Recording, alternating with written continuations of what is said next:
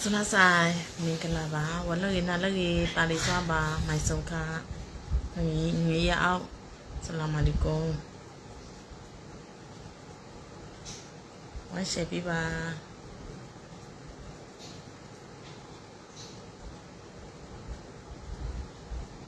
Suna sai.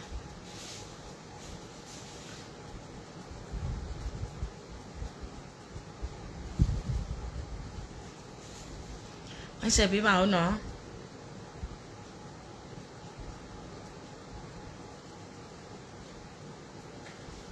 cái gì bé rồi tao đi này rồi tên này đã về nó đã mấy chấm ăn đua vậy lẽ sao cũng chỉ ăn mày cái gì này bắt tay bị đó chấm ăn mồi phản đấy luôn chỉ ông mày nó thấy lo giá đấy tụi tao đi tiền hà làဖြစ်တဲ့အတွက်ဝန်တာကိုယူပါတယ်လေးစားပါတယ်เนาะဒါပေမဲ့မြို့သိမ်းနိုင်တဲ့အဆင့်သူများပြည်နယ်လိုမျိုးဂျားကာလဖွဲ့စည်းနိုင်တဲ့အဆင့်မဟုတ်သေးလို့เนาะကျွန်မကတော့မဝေဖန်သေးပါဘူးကြည့်နေအောင်မယ်เนาะနားလေ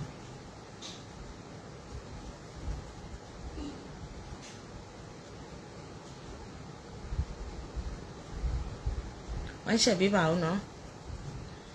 kìa chấm ma đồ nó tới chút được ạ cứ khi anh yêu xích tay luôn vào nó tao máy đánh ra xích tay luôn bà nhà nhà này chấm ma đồ của chao là bà nhà biểu đi đấy biểu bà nó biểu bà đi cái gì ra xích tay luôn nó chấm ma đồ mẫu khả tôi xích tay để nên số mũ này để miêu đi thấy này để su gì cho mà đồ mẫu khả ya chú nắp bà đi nó sẽ lau mấy cái ná đi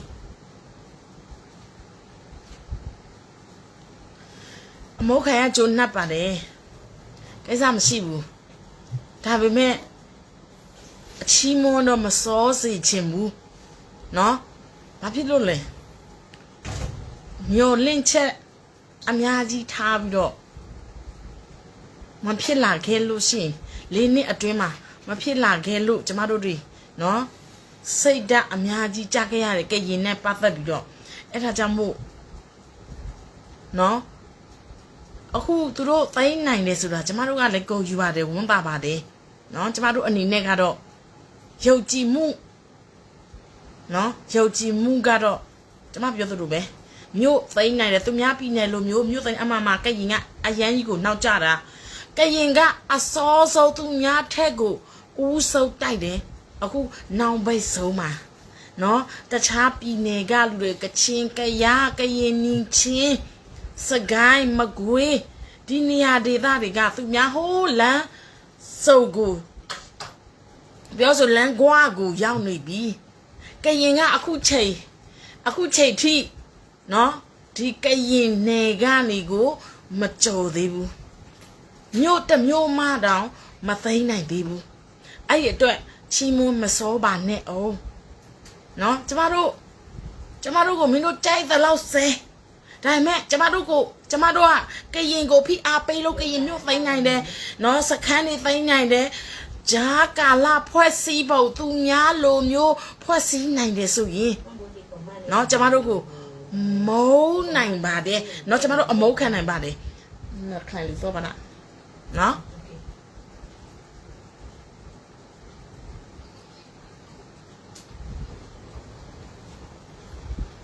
ကဲဝိုင်းရှယ်ပေးပါကျမ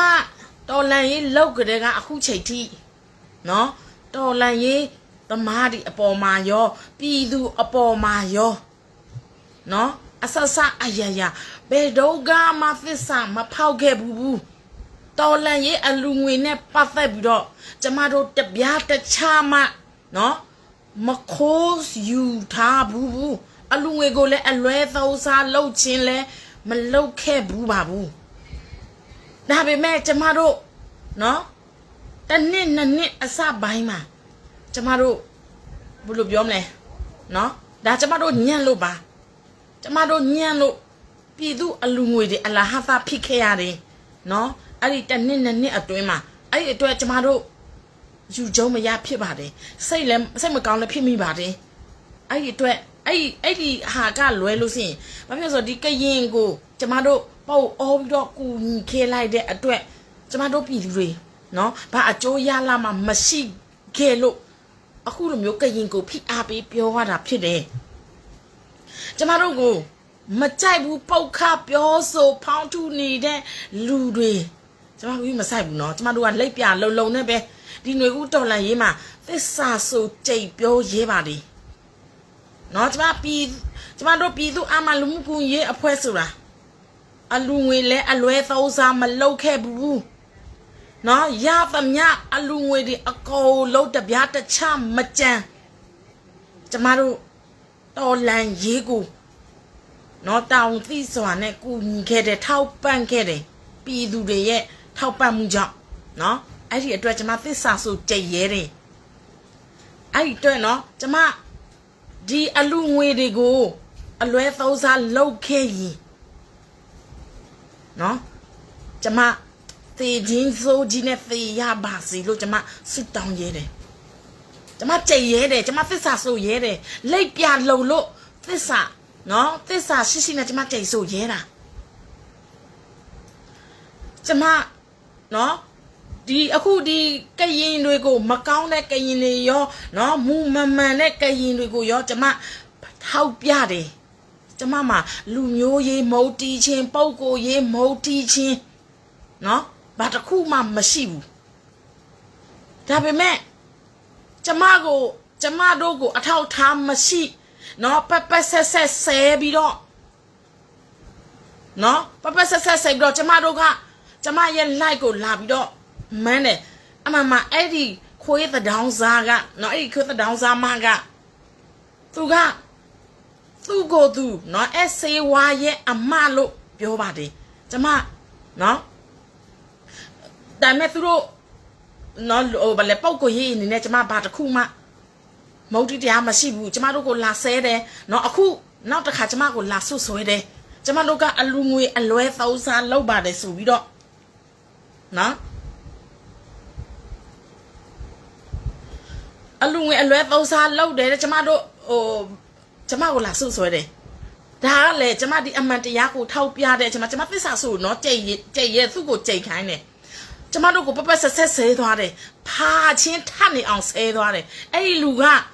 ကျမကိုတခြားအကောင့်တခြားဖိတ်မှာအလူလာလုပ်ဖို့အလူချင်းလို့ပါတဲ့ကျမတို့ကိုအဲ့ဒီကောင်မကချိန်ချောက်သွားတယ်နော်အလူချင်းလို့ပါတဲ့ပြောပြီးတော့ကျမကလည်းမင်္ဂလာပါပေါ့ကြည့်လိုက်တော့ကျမတို့နော်တခြားဖိတ်မှာကျမတို့ကိုလာဆဲသွားတယ်ဖာချင်းထအောင်ဆဲသွားတယ်နော်သူကကျမပြောတယ်အဲ့ဒီလူပဲအဲ့ဒါကျမရဲ့ top fan မှာတဲ့ပြောမှဆို तू ကကျမရဲ့ဟိုဗလဲပလိတ်သားထိတ်တန်းပလိတ်သားပါဆိုတော့နော်ကျမတို့ရဲ့အချက်အလက်ကို तू ကယူမှုဖြစ်ပါလိမ့်မယ်နော်ကျမသိတော့ तू ကလူချင်လို့ပါတဲ့ကျမကိုပြောလေဒါဆိုရင်နင့်ရဲ့လင်မှာပဲသွားဗလဲနင့်လင်ဒီစီမှာပဲသွားယူလို့ကျမလည်းသူ့ကိုရေးရိုင်းဆက်ဆိုင်ပဲပြောလိုက်တယ်နော်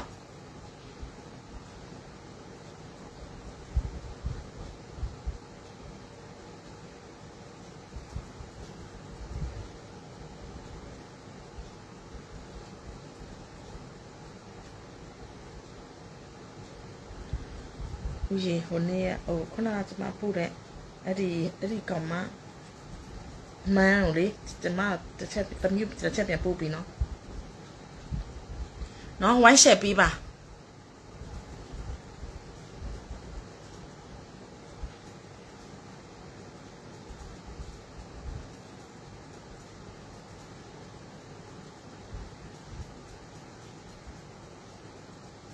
မလေးဒီကောင်မလည်းတမျိုးတမောက်နော်အဆေးဝါရဲ့ဖိုင်ယူတွေကြီးပဲကျမတို့ကိုနော်ဖောင်းထုတော့ပြောတယ်ကျမကြီးမဆိုင်ပါဘူးထားပါတော့ကျမသူတို့လိုမျိုးလူရမဝင်တဲ့လူနဲ့ကြက်မပြည့်တဲ့လူနဲ့ပြန်ပြီးတော့မဖြစ်ချင်ပါဘူးဒါပေမဲ့ခုနကတော့သူ့ကိုယ်သူအဆေးဝါအမလို့ပြောပြီးတော့ဒီမှာနော် သူ့ရဲ့ဆဲတဲ့အဖန်ကိုကျမပေးနားထောင်မယ်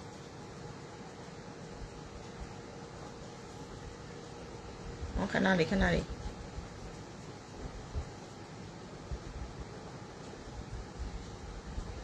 မဟုတ်ပြည်သူတွေနည်းနည်းတတိထားမိရအောင်လို့ပေါ့နော်အော်ဆိုနာဆိုင်တော့ပိုင်လာဆိုင်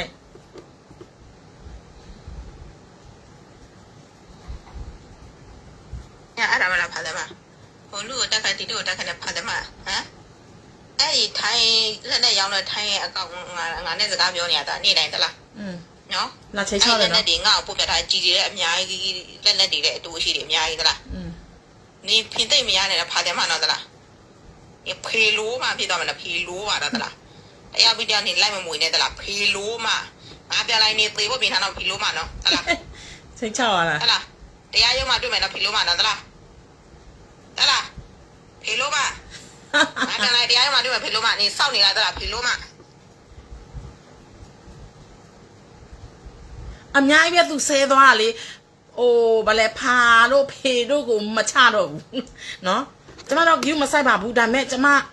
ဟိုဒါသူချိတ်ချောက်သွားတယ်ဟိုနေ့ကသူ့ရဲ့เนาะသူ့ရဲ့အတန်ဖိုင်မှာသူက SA1 အမဒါမဲ့ SA1 ပြောဦးပါတယ်လိုက်မှာเนาะ SA1 မှာအမမရှိဘူးသူကသူ SA1 အမเนาะဒါမဲ့သူဟန်ဆောင်ပြီးတော့သူပြောမဒီကောင်မကကျမတို့ကိုချိတ်ချောက်သွားတာပြီးတော့เนาะအခုကျမတို့အဖွဲကိုနော်အလူငွေကိုလိန်သွားတာတို့ဘာတို့ညာတို့အခုကျမပြောလိုက်တဲ့စကားလုံးတွေကလေသူ့ကိုလည်းကျမမသိဘူးနော်ကျမဘသူ့ကိုမှလည်းပုတ်ခပြောဆိုတာလည်းမရှိဘူးနော်အမှန်တရားအတိုင်းပဲကျမချပြသွားတယ်အများကြီးပဲသူ့ရဲ့အတန်ဖိုင်တွေကျမဒီလောက်ပဲဖွင့်ပြမယ်နော်ချိတ်6တိုင်းသာကြောက်မယ်ဆိုရင်လေ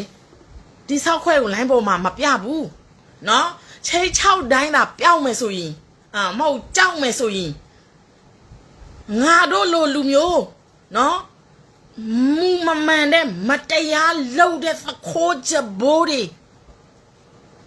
နော်ဒီလိုမျိုးသူတို့ဘယ်လိုပြောမလဲသူတို့ကလေးကကြစ်ဟိုလောက်လို့မရအောင်ကျမတို့တွေကနော် line ပေါ်မှာသူတို့ရဲ့ဆက်ပြီးတော့လိန်လို့မရအောင်ဆက်ပြီးတော့နော်ပြည်သူတွေကိုဂျင်းထဲလို့မရအောင်ကျမတို့လိုလူမျိုးရှိနေလို့နော်ပြည်သူတွေ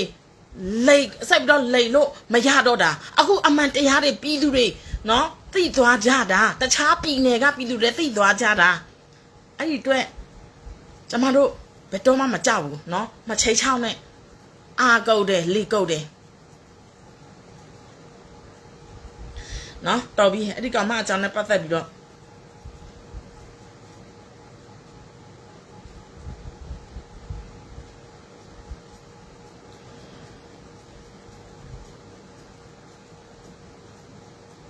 ကဲ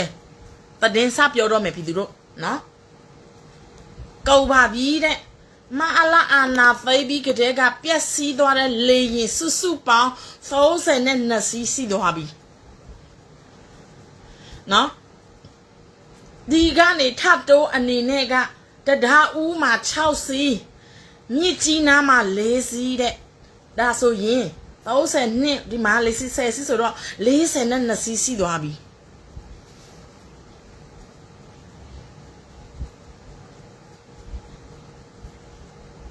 မဟုတ်ကျမပြောတဲ့စကားကိုနားထောင်ပါကျမဘသူ့ကိုမှမပုတ်ခဘူးအခုကျမပြောတာလဲ SA1 ကိုလည်းကျမဆဲတာမဟုတ်ဘူးနော်သေချာနားထောင်ပါ SA1 ကိုကျမပုတ်ခတဲ့စကားလုံးတခေါမှမပါဘူးနော်သေချာနားထောင်ပါကျမပြောတဲ့စကားလုံးတွေကဗမာစကားအားလုံးနားလေတဲ့စကားလုံးကျမဘသူ့ကိုမှပုတ်ခပြောတာဆဲဆိုတာတွေမရှိဘူးSA1 ကိုအခုချိန်ထိကျမဆဲဆိုတာတွေမရှိဘူး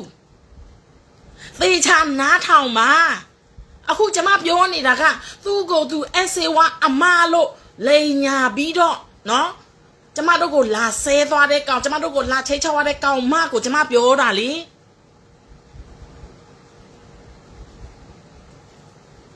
နော်သေချာနားထောင်ပါ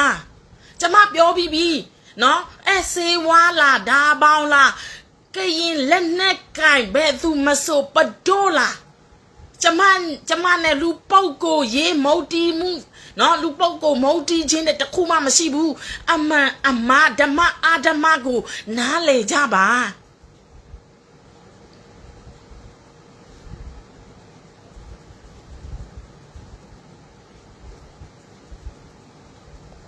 နော်အခုမအားလာအာနာဖေးပြီးကြတဲ့ကလေးရင်နော်လေးနှစ်အတွင်းမှာပေါ့လေးနှစ်ကျော်9နှစ်အတွင်းမှာလေးရင်32စီးပထမမှာနော်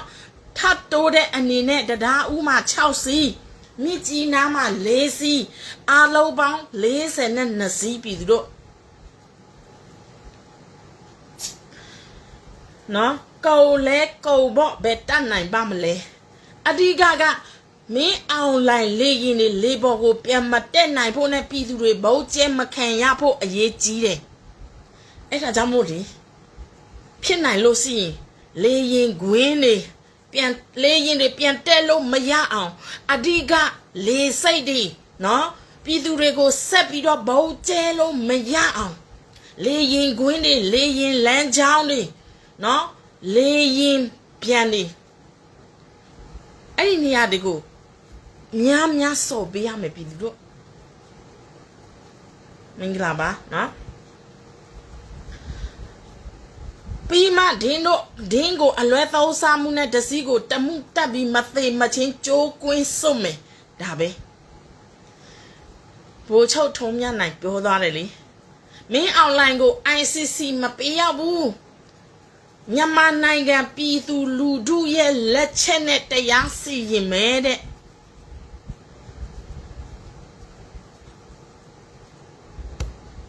နော်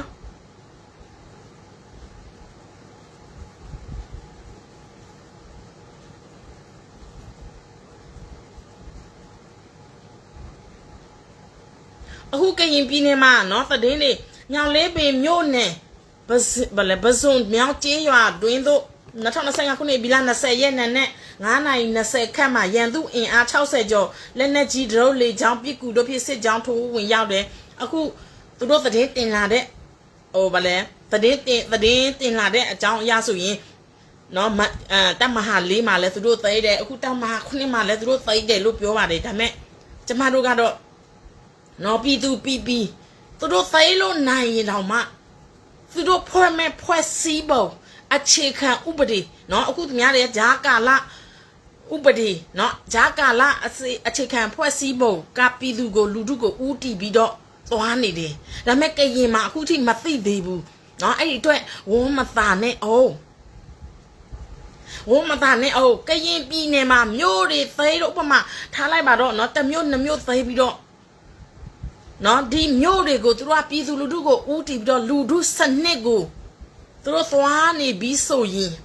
ဒါကျမတို့ယုံကြည်စိတ်ချရပြီဒါပေမဲ့ကြမ်းမပြည့်တဲ့ကရင်အစွန်းရောက်တစ်ဖက်ပိတ်ဒီအထူးသဖြင့်အဲ့ဒီကော်သူလေးအာမီလော်ဘီကျွဲမကပါပြောလေကရင်ပြည်နယ်မှာအန်နူဂျီကိုမပေးအောက်ချုပ်ဘူးတဲ့အန်နူဂျီကိုမပေးဝင်ဘူးတဲ့ကြမပြစ်ဘူးနိုင်ငံခေါင်းဆောင်လှုပ်ချင်တယ်ပြည်နယ်ခေါင်းဆောင်လှုပ်ချင်တယ်အန်နူဂျီကနော်အခုအန်နူဂျီကကြေညာပြီးသား EAO ဒေသကိုနော်ပြည်နယ်ကိုအုပ်ချုပ်ခိုင်းမယ်ပြည်နယ်မှာရှိတဲ့ EAO တွေကိုသူကယာယီအုပ်ချုပ်ခိုင်းမယ်တိုင်းဒေသကိုအန်နူဂျီကအုပ်ချုပ်ရေးနဲ့သွားမယ်ဒါဆိုရင်လက်ရှိနော် Federal မဖြစ်သေးဘူးနော်ဒါဆိုရင်ဒီပြည်နယ်ကိုသိမ်းနိုင်ရင်လက်နဲ့ကင်နဲ့အုပ်ချုပ်မဲ့အခြေအနေမှာရှိနေတယ်အဲ့ဒါကိုကျမတို့ပြည်သူတွေနော်သိနားလေထားရမှာကရင်ပြည်နယ်မှာလက်နဲ့ကင်အုပ်ချုပ်လို့နော်ဒါမလွတ်မြောက်သေးဘူးနော်ကျမတို့ပြည်သူတွေအသိဉာဏ်ရှိရမယ်ကျမတို့ပြည်သူတွေနိုင်ငံရေးအသိတရားရှိရမယ်လက်နဲ့ကင်နဲ့အုပ်ချုပ်လို့ကျမတို့နှစ်90ကျော်ခံစားလာခဲ့ရပြီး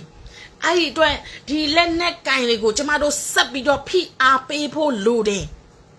သူတို့ရဲ့ဒီညကျမပြောမဲ့စောင်းပါးကိုသေချာနားထောင်ပါအရေးကြီးပါလေမူမှန်မဟုတ်ပါလေ အမြင်တူဖို့ထက်မူမှန်ဖို့ကအရေးကြီးတယ်တော်လှန်ရေးဆက်စပိုင်းတော့ကဆိုရင်နော်အားလုံးကအမြင်တူကြတယ်ဒီမှာဒီကနေ့ဆက်ပြီးလာမသိခဏလေးနော်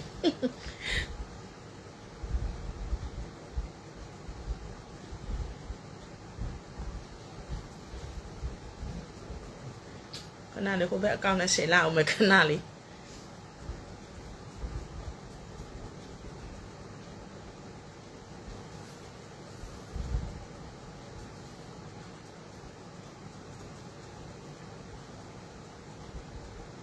နိခွန်း90သာတကားကိုကျမတို့ပြည်သူတွေသိရမယ်လက်နဲ့အုပ်ချုပ်တာကိုကြိုက်လားနော်ပြည်သူလူထုအုပ်ချုပ်တာကိုကြိုက်လားနှမျိုးပဲရှိတယ်အထူးသဖြင့်ကျမတို့ကရင်ပြည်နယ်ကနော်သိတဲ့အတိုင်းပဲဒါကျမနိုင်ငံရေးစကားနဲ့ပြောရလို့ရှိရင်ကျမတို့ကရင်ပြည်နယ်မှာနော်မူကြီးစေဝါလောင်းကစားတွေနဲ့ပြင်းနေနေရောပဲအခုချက်ချင်းဂျာပြန်ကနော်အခုချိန်ထိမပြတ်သေးဘူးပြတ်တခါမှလည်းမပြတ်သေးပါဘူးဘာလဲစင်ရောဂျာပြန်နေနင်းရေးလို့អော်ပြီးတော့အခုချိန်ထိမနေနင်းသေးဘူးသူတို့ကနော်သူတို့ဘာလဲဂျာပြန်သားကောင်တွေကိုပဲသူတို့ကနော်သူတို့ကနိုင်ငံပြင်ပကိုသူတို့ကဆွဲခေါ်ထုတ်တာပဲရှိတယ်တကယ်အဓိကတရခံတွေကိုသူတို့လောဝနော်သူတို့မပို့နိုင်သေးဘူးမပို့ဘူးနောက်ပြီးတော့အခုရွှေကုတ်ကိုမှာတိုက်သူတို့ဆက်ပြီးတော့ဒီဂျားဖြန့်ကိုသူတို့ဆက်လုပ်ဖို့အတွက်ဒီတိုက်တွေအများကြီးတိုးချက်ဆောက်ထားတာကိုကျမတို့သိရတယ်အဲ့ဒီအတွက်ကရင်လူထုတွေမမေ့ပါနဲ့မင်းတို့ကငါတို့ကရင်မှာကရင်လက်နဲ့ကန်တွေအောက်ချုပ်ပြီးဆိုရင်မင်းတို့ပျော်မနေကြနဲ့ဒီကရင်လက်နဲ့ကိုင်တွေကိုကျမတို့ပြည်သူလူထုတွေကရင်လူထုတွေနော်တွန်းလှန်နိုင်ဖို့ဖိအားပေးနိုင်ဖို့အခုကတည်းကနိုင်ငံရေးအသိတရားတွေများနော်မွေးထုတ်ပေးရမယ်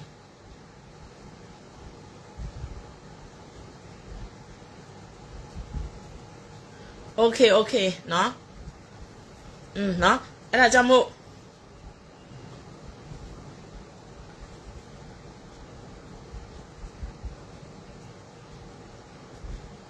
ကျမလေအခုကြည်ရသလောက်တော့လေတယောက်ကကျမတို့ပြည်တွင်းရေးကိုပြောင်တင်းမဲဝင်စုပ်ဖက်တယ်ဝင်စုပ်ဖက်ရုံမကဘူးနောက်ထပ်ပြီးတော့စက်ကစားအောင်မယ်သူကစားမဲ့အကွက်ကလေအခုကျမတို့ຫນွေဦးတော်လန်ရေးဒီကဦးတီချက်ကလူတို့စနစ်သစ်ကိုပြောင်းမှာနော်ဒီစနစ်သစ်ကိုပြောင်းမှာစနစ်ဟောင်းကတော့တန်ပြလဲမှာပဲဒီစနစ်ဟောင်းနဲ့သွားလို့ရှိရင်တန်ပြလဲမှာပဲဘယ်တော့မှငြိမ်းချမ်းရေးမရဘူးဘာလို့အမျိုးသားရေးနဲ့တိုင်ပတ်နေလို့လူတို့စနစ်နဲ့သွားလို့ရှိရင်နော်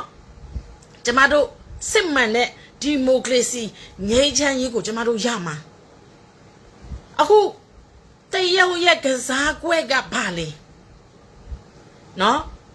အရင်တော့ကဆိုရင်ဘ ਹੁ အစိုးရလို့ပြောပြီးတော့တကယ်နော်သူကြိုးဆွဲလို့ရတဲ့ဒီအမေစု9နှစ်နော်အမေစု9နှစ်မတက်ခင်မှာသူကြိုးဆွဲလို့ရတဲ့သူရဲ့အစေခံတွေကိုပဲသူထားပြီးတော့နော်သူချဲလဲပြီးကစားနေတာအမေစုတက်လာတဲ့9နှစ်မှာဒီ9နှစ်မှာအမေစုအုပ်ချုပ်တဲ့ဒီမိုကရေစီ20ရာခိုင်နှုန်းပဲနော်9နှစ်မှာဘလောက်အထိတိုးတက်ခဲ့သလဲနော်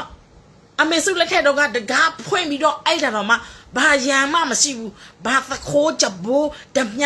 မကြောက်ရဘူးအခုမအေလို့မင်းအွန်လိုင်းလက်ထက်မှာတကားပိုက်ထားတာတော့မှတကားကိုခောက်ပြီးတော့ဖွင့်ပြီးတော့တကားကိုဖောက်ပြီးတော့ဖောက်ကိုဖျက်ပြီးတော့ဝင်တဲ့ခေတ်နော်ဘာမှမလုံချုပ်ဘူးအဲ့ဒါကြောင့်မို့အခုတရုတ်ကလေနော်ဘ ਹੁ အစိုးရသူချဲလဲလို့ရတဲ့ဘ ਹੁ အစိုးရကိုနော်ဗလဲအဲ့ဒီစနစ်ဘ ਹੁ အစိုးရဆိုတာကလည်းနော်သူကစစ်တပ်ကဒီလိုမျိုးပဲဝင်ဆောက်ပြီးတော့နော်ဒီအမေစု9နှစ်ကိုဖယ်လိုက်လို့ရှိရင်ကြံတဲ့နှစ်60ကျော်က သူချဲလေလို့ရတဲ့စနစ်နဲ့သွားနေတာအဲ့ဒီစနစ်ကိုကျမတို့မလိုချင်ဘူးနော်အဲ့ဒါကြောင့်မို့တရုတ်ကဘယ်လိုရွှေ့မလဲတိုင်းရင်းသားတွေကိုသူကနော်တိုင်းရင်းသားတွေကိုသူကပွဲထုတ်ပြီးတော့တိုင်းရင်းသားတွေကိုဆက်ပြီးတော့အုပ်ချုပ်ခိုင်းမယ်တိုင်းသားတွေကိုဆက်ပြီးတော့အုပ်ချုပ်ခိုင်းမယ်သူကြိုးကင်ချဲလေလို့ရတယ်လေမင်းအွန်လိုင်းကိုနော်သူကအခုမင်းအွန်လိုင်းကိုသူဘလောက်ပဲထောက်ပံ့တော့မှမင်းအွန်လိုင်းမနိုင်တော့ဘူးအဲ့ဒါကြောင့်မို့နော်တိုင်းရင်းသားတွေကိုသူကဒါတရုတ်ရဲ့နော်တရုတ်ရဲ့ဟိုလက်ရှိသူသုံးနေတဲ့နော်စကားဟိုယူဟာပေါ့ကျမအဲ့လိုပဲမြင်တယ်နော်အဲ့ဒါကြောင့်မို့ကျမတို့အဲ့ဒီစနစ်ကိုမသွားချင်တော့ဘူးကျမတို့သွားမဲ့စနစ်တွေကလေလူတို့ရွေးချယ်တင်မြှောက်တဲ့စနစ်ကျမတို့ပြည်သူတွေလွတ်လွတ်လပ်လပ်ရွေးချယ်တင်မြှောက်တဲ့စနစ်ပြီးတော့အမျိုးသားရေးဆိုတဲ့နော်လူမျိုးဆွဲပုံကိုဇွဲတွေကိုဘာသာဇွဲတွေကိုဖယ်ထုတ်ပြီးတော့စစ်မှန်နဲ့မှန်ကန်တဲ့နော်ပြီးတော့ဗလဲတော်တဲ့ခေါင်းဆောင်တွေကိုကျမတို့လူထုပြဝရွေးချယ်နိုင်တဲ့ခေါင်းဆောင်ဖြစ်ရမယ်ကျမတို့ခေါင်းဆောင်ရွေးချယ်တဲ့နေရာမှာမြန်မာတနိုင်ငံလုံးမှာရှိတဲ့တော်တဲ့ခေါင်းဆောင်ကိုကျမတို့ရွေးရမှာလူမျိုးရေးမဆွဲရဘူးဘာသာရေးမဆွဲရဘူးအဲကြောင့်မို့အခုကျမတို့သွားမဲ့စနစ်သစ်ကနော်လူမျိုးပေါင်းစုံပါတဲ့စနစ်သစ်တော်တဲ့လူကိုပဲရွေးမယ်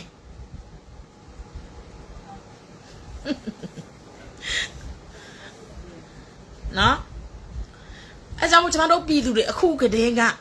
နော်အသိဉာဏ်ဖွင့်ထားပါအခုသူများပြည်နယ်ကတော့ဂျာကာလာဖွဲ့စည်းနိုင်ပြီ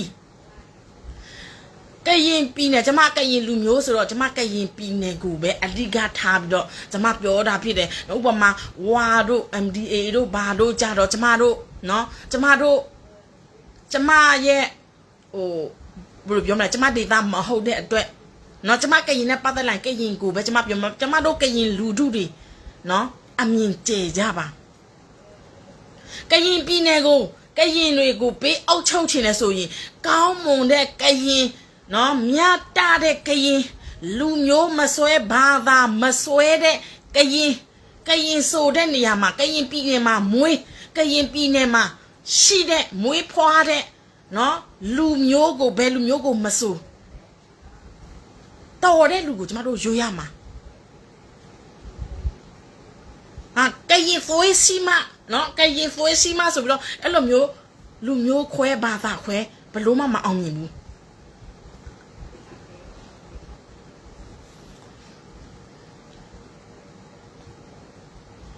အခုညောင်လေးပင်မြို့နယ်နော်ပစုံမြောင်းကျေးရွာတွင်းသို့20ရက်နေ့နော်ဒီနေ့ပေါ့9နိုင်ခန့်မှာရန်သူအင်အား60ကျော်လက်နက်ကြီးဒရုန်းလေကြောင်းပြည်ကူတို့ဖြစ်စစ်ကြောင်းထိုးဝင်ရောက်တယ်ကဲအခုကရင်ပြည်နယ်တပ်မဟာ4လားနော်တပ်ရင်မူမအားလာဘက်ကတပ်ရင်မူကြဆုပ်သွားတယ်ဝမ်းသာပါတယ်နော်ဒီထက်ပို့ပြီးတော့အောင်မြင်စေခြင်းနဲ့ဒီထက်ပို့ပြီးတော့အကုန်လုံးပူးပေါင်းစေခြင်းနဲ့အခုကျမတို့ပြောနေတာကရင်အချင်းချင်းကိုတိုက်ဖို့မဟုတ်ဘူးကရင်အချင်းချင်းကိုတိုက်ဖို့မဟုတ်ဘူးဒါပေမဲ့ရန်သူကိုတိုက်ရမယ်ရန်သူနဲ့ပေါင်းတဲ့ဘယ်သူကိုမဆိုရန်ငါပြတ်အောင်တိုက်ရမယ်ချီးမွမ်းမဆိုးနဲ့အောင်အခုချိန်မှာကရင်ပြည်နယ်ကတော့သူ့နေရာမှာသူတိုက်နေတော့ပဲစီးရုပ်သလားဆိုတော့မစီးရုပ်သေးဘူးသူ့နေရာမှာသူတိုက်ဝိုင်းတိုက်ဥမာသူတို့အဲ့လိုမျိုးစူးစူးစီစီနဲ့နော်တနေရာထဲမှာတိုက်ပြီးတော့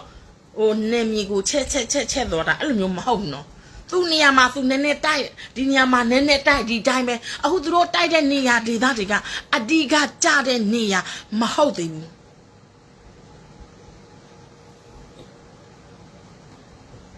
ဟုတ်တယ်လေနော်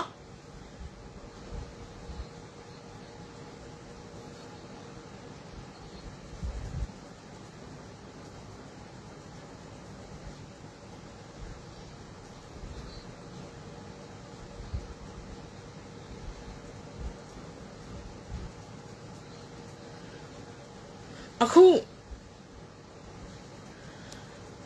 ကျမတို့နော် PDF ကရင်ပြည်နယ်မှာတကယ်ကိုနော်အဓိကကြတဲ့နေရာပေါ့တမဟာ6လက်ရှိနာမည်ကြီးတဲ့နော်အဖွဲ့အစည်းတွေကသူ့လူတွေကတော့သိကုန်ပြီသူ့တော်မှအဲ့ဒီမှာဆက်နေရင်သိမှာပဲအဲ့ဒီအတွက်အဲ့ဒီအဖွဲ့အစည်းကြီးတွေကနေနော်လူရုပ်ထွက်ပြေးလာတဲ့အဖြစ်ဆိုတော့သူတို့ကအမှန်တရားသိသွားပြီလူရုပ်ထွက်ပြေးလာတဲ့ GZ ပေါ့နော် PDF GZ 4ရဲ့ရင်ဖွင့်ဖန်ကိုကျမဖတ်ပြခြင်းတယ်အဲ့ဒါကျမတို့ပြည်သူတွေ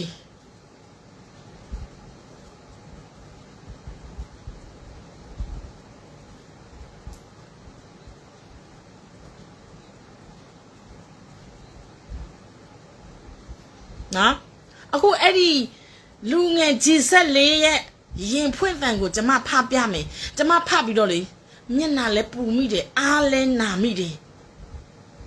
သနာလဲသနာမိတယ်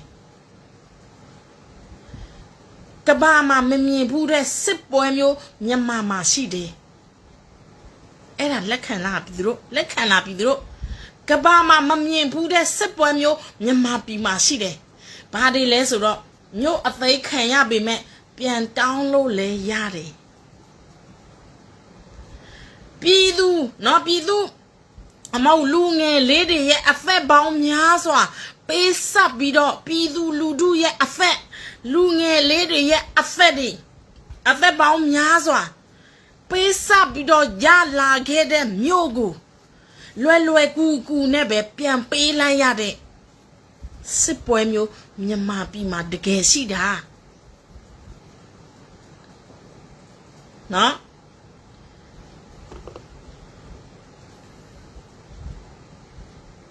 နောက်ပြီးတော့မြို့အသိခံရပေမဲ့မြို့တောင်းလို့လဲရတယ်မြို့မသိဘဲနဲ့လဲစစ်နိုင်တယ်လို့ပြောလို့ရတယ်အဲ့ဒါကရင်ပြည်နယ်လေနှစ်လုံးဘာလဲဆွဲတော့ကိုဆိုလဲနှခါသိရတယ်အနန်းကွင်းဆိုလဲနှခါသိရတယ်မသိဘဲနဲ့လဲသိတယ်လို့ပြောလို့ရတယ်နော်ဒါသူတကယ်လက်တွေ့ကြုံရတာလေအရင်တော့ကဆိုရင်လေသူတို့မသိဘူးကျမတို့ကဒီကရင်နဲ့ပတ်သက်ပြီးတော့ကျမတို့အစကတည်းကနော်ကရင်ကိုဝေဖန်တယ်သုံးသပ်တယ်ကျမတို့ပြောတဲ့အမှန်တရားတွေဖော်ထုတ်တယ်ဖိအားပေးတယ်သူတို့တွေကသူတို့ခေါင်းဆောင်ကိုထိလို့ရှိရင်ဆက်ထိမခံကျမတို့ကိုပြန်လာဆဲကြတယ်လေဒါပေမဲ့အခုသူတို့သိသွားပြီသူတို့သိတဲ့အချိန်မှာသူတငယ်ချင်းပေါင်းများစွာကြဆုံးကုန်ပြီသူလဲဆက်နေရင်သူလဲကြဆုံးမှာပဲကြဆုံးပြီမဲ့နော်သူတို့ကတိုင်းပြည်အတွက်အသက်ပေးပြီးသားဒါပေမဲ့မြတ်တပေးတယ်ဆိုရင်နော်သူတို့မြို့သိမ်းတယ်နော်စခန်းသိမ်းလို့အသက်ပေးရတယ်ဆိုရင်ဘာမှမဖြစ်ပါဘူးလိန်ညာမှုညာစွာနဲ့လေးနှစ်လုံးသူတို့ကြုံခဲ့ရတဲ့အကြောင်းတရားကျမတော့နားလဲတယ်ကျမတို့သိတယ်ကိုကရင်ပြည်နယ်ရဲ့အကြောင်းတရားကိုကရင်လောက်မသိရင်ဘယ်သူကသိမှလဲနော်တက်ရင်လဲအလံထောင်ပြီးနောက်နေ့ကျပြန်ပေးလိုက်နဲ့အဆက်မရှိမျက်နှာပြောင်တိုက်ပြီးနေတဲ့ကြတယ်အဲ့ဒါလက်ရှိအမှန်တရားလေမြောက်ဝတီမျိုးကိုသိမ်းနိုင်ပြီးနောက်ပြန်ဆုပ်ပြီးတော့ကရင်အလံတင်လိုက်ပြီးတော့မအလားပြန်တင်ရတယ်အဲ့ဒါမြန်မာပြည်မှာပဲရှိတယ်ဘယ်နိုင်ငံကမှဒီလိုစစ်ပွဲမျိုးမရှိဘူးမင်္ဂလာပါနော်အာနာရှင်တော်လန်ရင်သေသွားတဲ့အသက်ပိုင်ရှင်တွေကတော့ငါတို့အသက်တွေကပေးစားရတာမတန်ဘူးဆိုပြီးကြုတ်တန်းအောင်ဝင်နိုင်ပါမလားကွယ်တဲ့ဒီစကားလုံးလေးကကျမရင်ကိုအယမ်းထိတယ်အာနာတယ်စောက်သုံးမကြတဲ့ဒီခေါင်းကြီးပိုင်းတွေနွားအိုကြီးတွေကြောင့် ကရင်သိက္ခာကြရတယ်အဲ့ဒီတော့ကျမတို့ဖိအားပေးတာမားသလားမင်းတို့နော်ကြိုက်သလားမုံကြိုက်သလားမင်းတို့မုံစမ်းမှာဒါပေမဲ့ကရင်ပြည်နဲ့မလွတ်မြောက်ဖရွေးတော့ကျမတို့ကတော့ပြောနေအောင်မှာပဲဆဲနေအောင်မှာပဲကျမတို့ဆဲတဲ့လူကတလိမ့်ဆန်တွေကိုဆဲတာလူတွေကိုမဆဲဘူး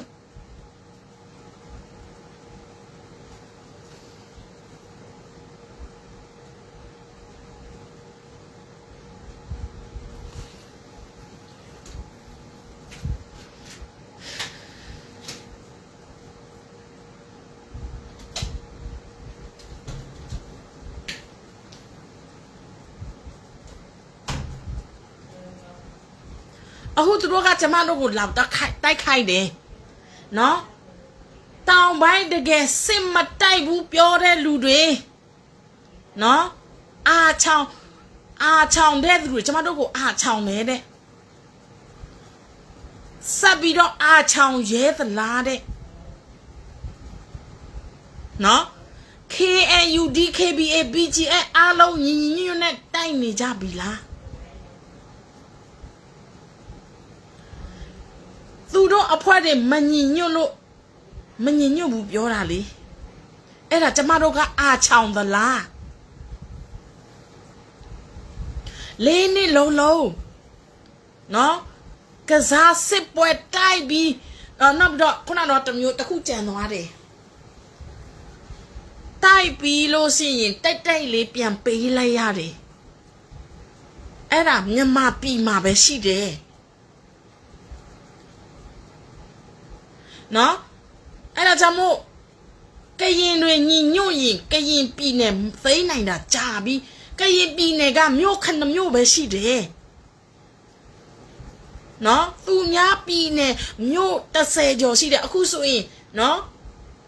ချင်းဆိုလည်းတစ်မြို့ပဲကျန်တော့တယ်ကချင်းဆိုလည်းတစ်မြို့ပဲကျန်တော့မြို့တော်တစ်မြို့ပဲကျန်တော့တယ်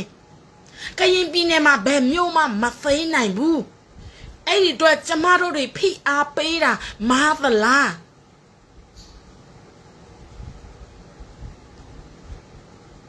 မသေးဘဲနဲ့သေးတယ်ပြောတယ်သေးတယ်ဆိုပြီးတော့နောက်ပိုင်းတိတ်လေးပြန်ပါသွားတယ်အဲ့ဒါအမှန်တရားမဟုတ်ဘူးလားမဟုတ်ဘူးဆိုရင်လာညင်းလို့ရတယ်အခုသူတို့တိုက်တာနော်မြို့တော့မသိနိုင်သေးဘူးအခုသူတို့တိုက်တယ်နော်သူတို့တိုက်လို့ကျမတို့ကိုပြန်လာအပြစ်ပြောတယ်ဟာတောင်ပိုင်းတိုင်းကတိုက်နေပြီတကယ်မတိုက်ဘူးပြောတဲ့လူတွေနော်အာချောင်းနေတဲ့လူတွေတဲ့စောင့်ကြည့်ပါဦး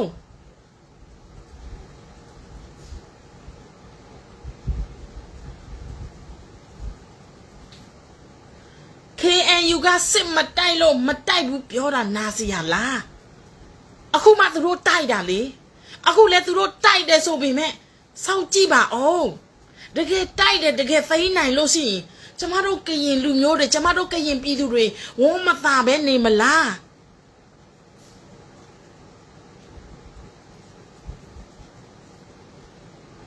အဲ့လိုစစ်မတိုက်ဘူးလို့ပြောတဲ့သူရှိလို့ဖာတီတို့ရဲ့လှုပ်ရှားစစ်ပွဲတွေလုပ်နေတာကိုပြည်သူတွေကသိလို့ KNU ကိုမထောက်ခံကြတော့ဘူး AA KIA KNDS CB KNF NUG PDF တွေစစ်တိုက်ပြီးမြို့နယ်သိမ်းတာကိုအတူရီဖို့ကျမတို့ကနေစဉ်နေ့တိုင်းလစ်လွင့်ပြီးတော့မခံချင်အောင်ပြောပေးနေတာလေ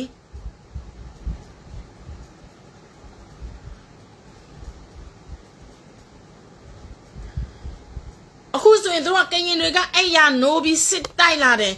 စစ်တိုက်တာအခုမှ9ရက်ပဲရှိသေးတယ်အချီးမမစောနဲ့နော်မြို့မသိမ်းနိုင်သေးဘူးပြီးတော့ဂျာကာလာဖွဲ့စည်းဖို့သူများပြည်နယ်လိုမျိုးမဖွဲ့စည်းနိုင်သေးဘူးဖွဲ့စည်းနိုင်ခဲ့ရင်တော့သူတို့ဘယ်မူနဲ့သွားမှာလဲလက်ရှိကရင်ပြည်နယ်မှာနော်ရှိနေတဲ့လက်နက်ကန်အဖွဲ့အစည်းတွေအများကြီးပဲတစုဒီတောင်မစီးရုံနိုင်သေးဘူးပြီးတော့သူတို့သွားတဲ့မူကဘာမူနဲ့သွားမလဲ အဲ့ဒါကိုမင်းတို့ဆန္ဒမစောကြပါနဲ့သူတို့သိနိုင်တယ်နော်ဂျာကာလာဖွဲ့စည်းပုံအထိသူများပြည်နယ်လောက်သမျိုးသူတို့လုံနိုင်တယ်ဆိုရင်ကျမတို့တွေဘာလို့ပြောဦးမှာလဲဘာကိုပြောရတော့မှာလဲမင်းတို့အမြင်ကျဲကြစမ်းပါမင်းတို့ဒီလိုမျိုးအမြင်ကျင်းလို့မင်းတို့ဒီလိုမျိုးကြက်မပြစ်လို့ကရင်ပြည်နယ်အခုချိန်ထိနှစ်90ကျော်လွတ်လပ်ရေးမရသေးတာသူများပြည်နယ်အခုလိုမျိုးလေရင်တစ်မျိုးပဲကြောက်ရတော့တယ်နော်ဂျာကာလာဖွဲ့စည်းပုံဖွဲ့နိုင်လို့မြေပြင်ကမအားလာခွေးတွေတက်တိုက်လို့မရတော့ဘူးဒီလိုမျိုးအလုံးကြီးနဲ့ပြည့်လို့မရတော့ဘူးသူများပြည်နယ်မှာအခုကရင်ပြည်နယ်မှာကြည့်လိုက်946 949 90ခုအဲ့ဒီ3ခုကနေအလုံးကြီးတွေချပြည်သူအိတ်တွေကိုအညိုးကြီးစွာပြစ်ချနေတာဒါမကဘူးလေရင်နဲ့လည်းပြစ်ချနေတာ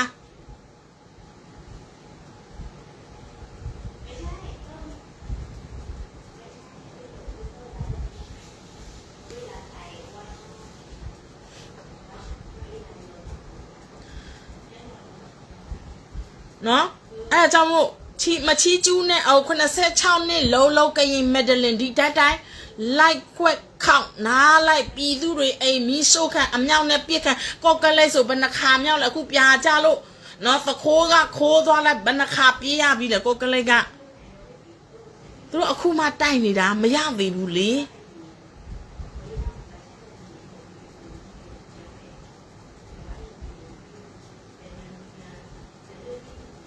အခုပြည်သူတွေအိမ်ကိုမီးရှို့တယ်အမြောက်နဲ့ပြည့်တယ်အိမ်ဘုံနဲ့ကျဲခံပြီးပြည်သူတွေသေပြီးမြို့မသိစစ်ပွဲရသွားခဲ့တယ်လေ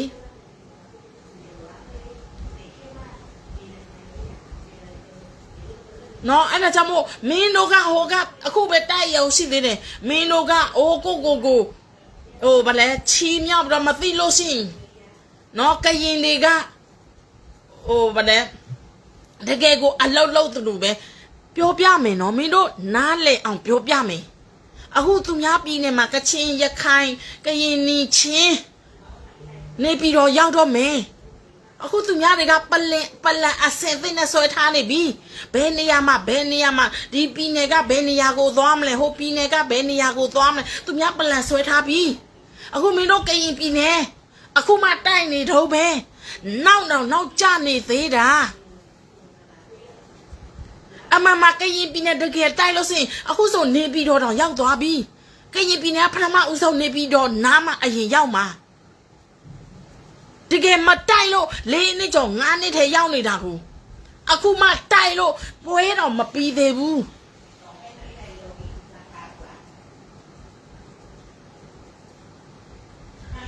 ဟုတ်တယ်လေအခုကရင်လက်နက်ကန်တွေဘယ်နှယောက်စီရောက်ပြီးလဲသူတို့နော်တမဟာတင်းနေပေါလေး56 PDF မရှိတဲ့တမဟာလေးတစ်ခုမှမရှိဘူးနော်သူတို့တကယ်တိုက်ရင်လေ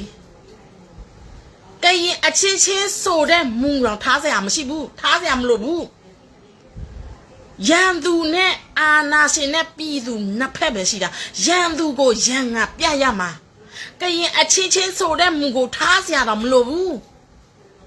အဲ့ဒါကြောင့်မို့မင်းတို့ဆန္ဒမစောပါနဲ့ဓမ္မနဲ့အဓမ္မအမှန်တရားကိုမြင်ကြပါ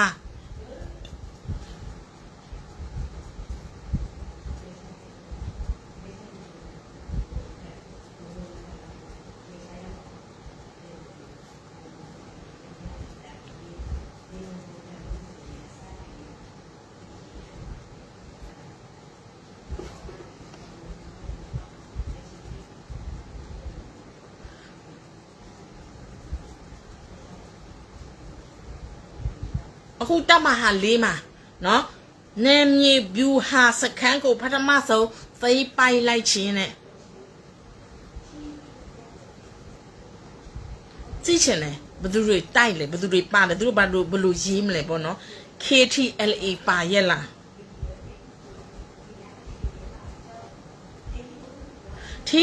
ထ ထပြူဟာကအရင်က KNU ရဲ့ထိတ်ချုပ်နယ်မြေဖြစ်တယ်ကျွန်တော်တို့ရဲ့အုပ်ချုပ်ရေးအဲ့ဒီခရိုင်ဌာနချုပ်ဖြစ်တယ်အဲ့ဒီစကာ1998ခုနှစ်ကထိုးစစ်ဆင်ပြီးတော့ကျွန်တော်တို့ကလက်လို့ရတယ်လို့ဘဒိုစောအဲနာကပြောပါလေနော်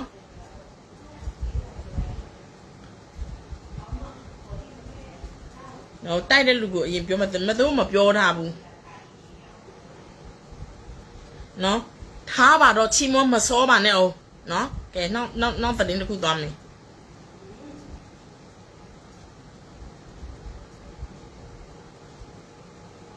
ဘိတ်တော်ဝဲခရိုင်ထိတပ်ယူဟာစခန်းသိမ်းတိုက်ပွဲမှာတော်လန်ရေးအင်အားစုများအား KNU ခရိုင်အောက်ကထားတဲ့တပ်မဟာမူတို့ခုပြုတယ်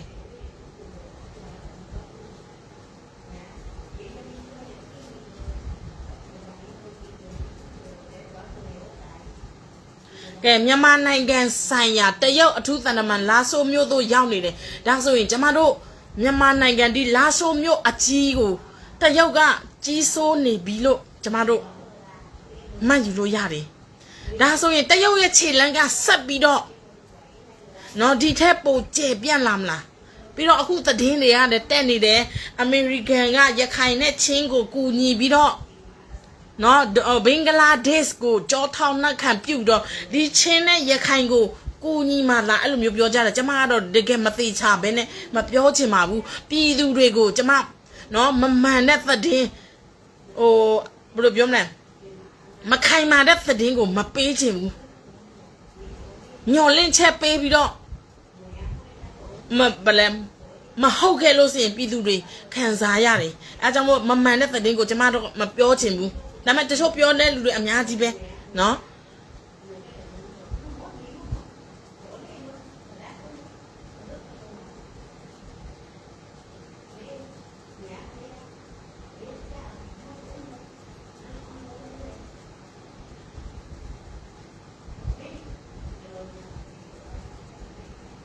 အခုလာဆိုမျိုးမှာ MDAA စုပ်စစ်ကောင်စီအဝင်မှာအုပ်ချုပ်ရေးရန်တရားပြက်ပြီးအောက်စုဖွဲ့ခိုးယူမှုတွေဖြစ်နေတယ်တွေ့လားဘီ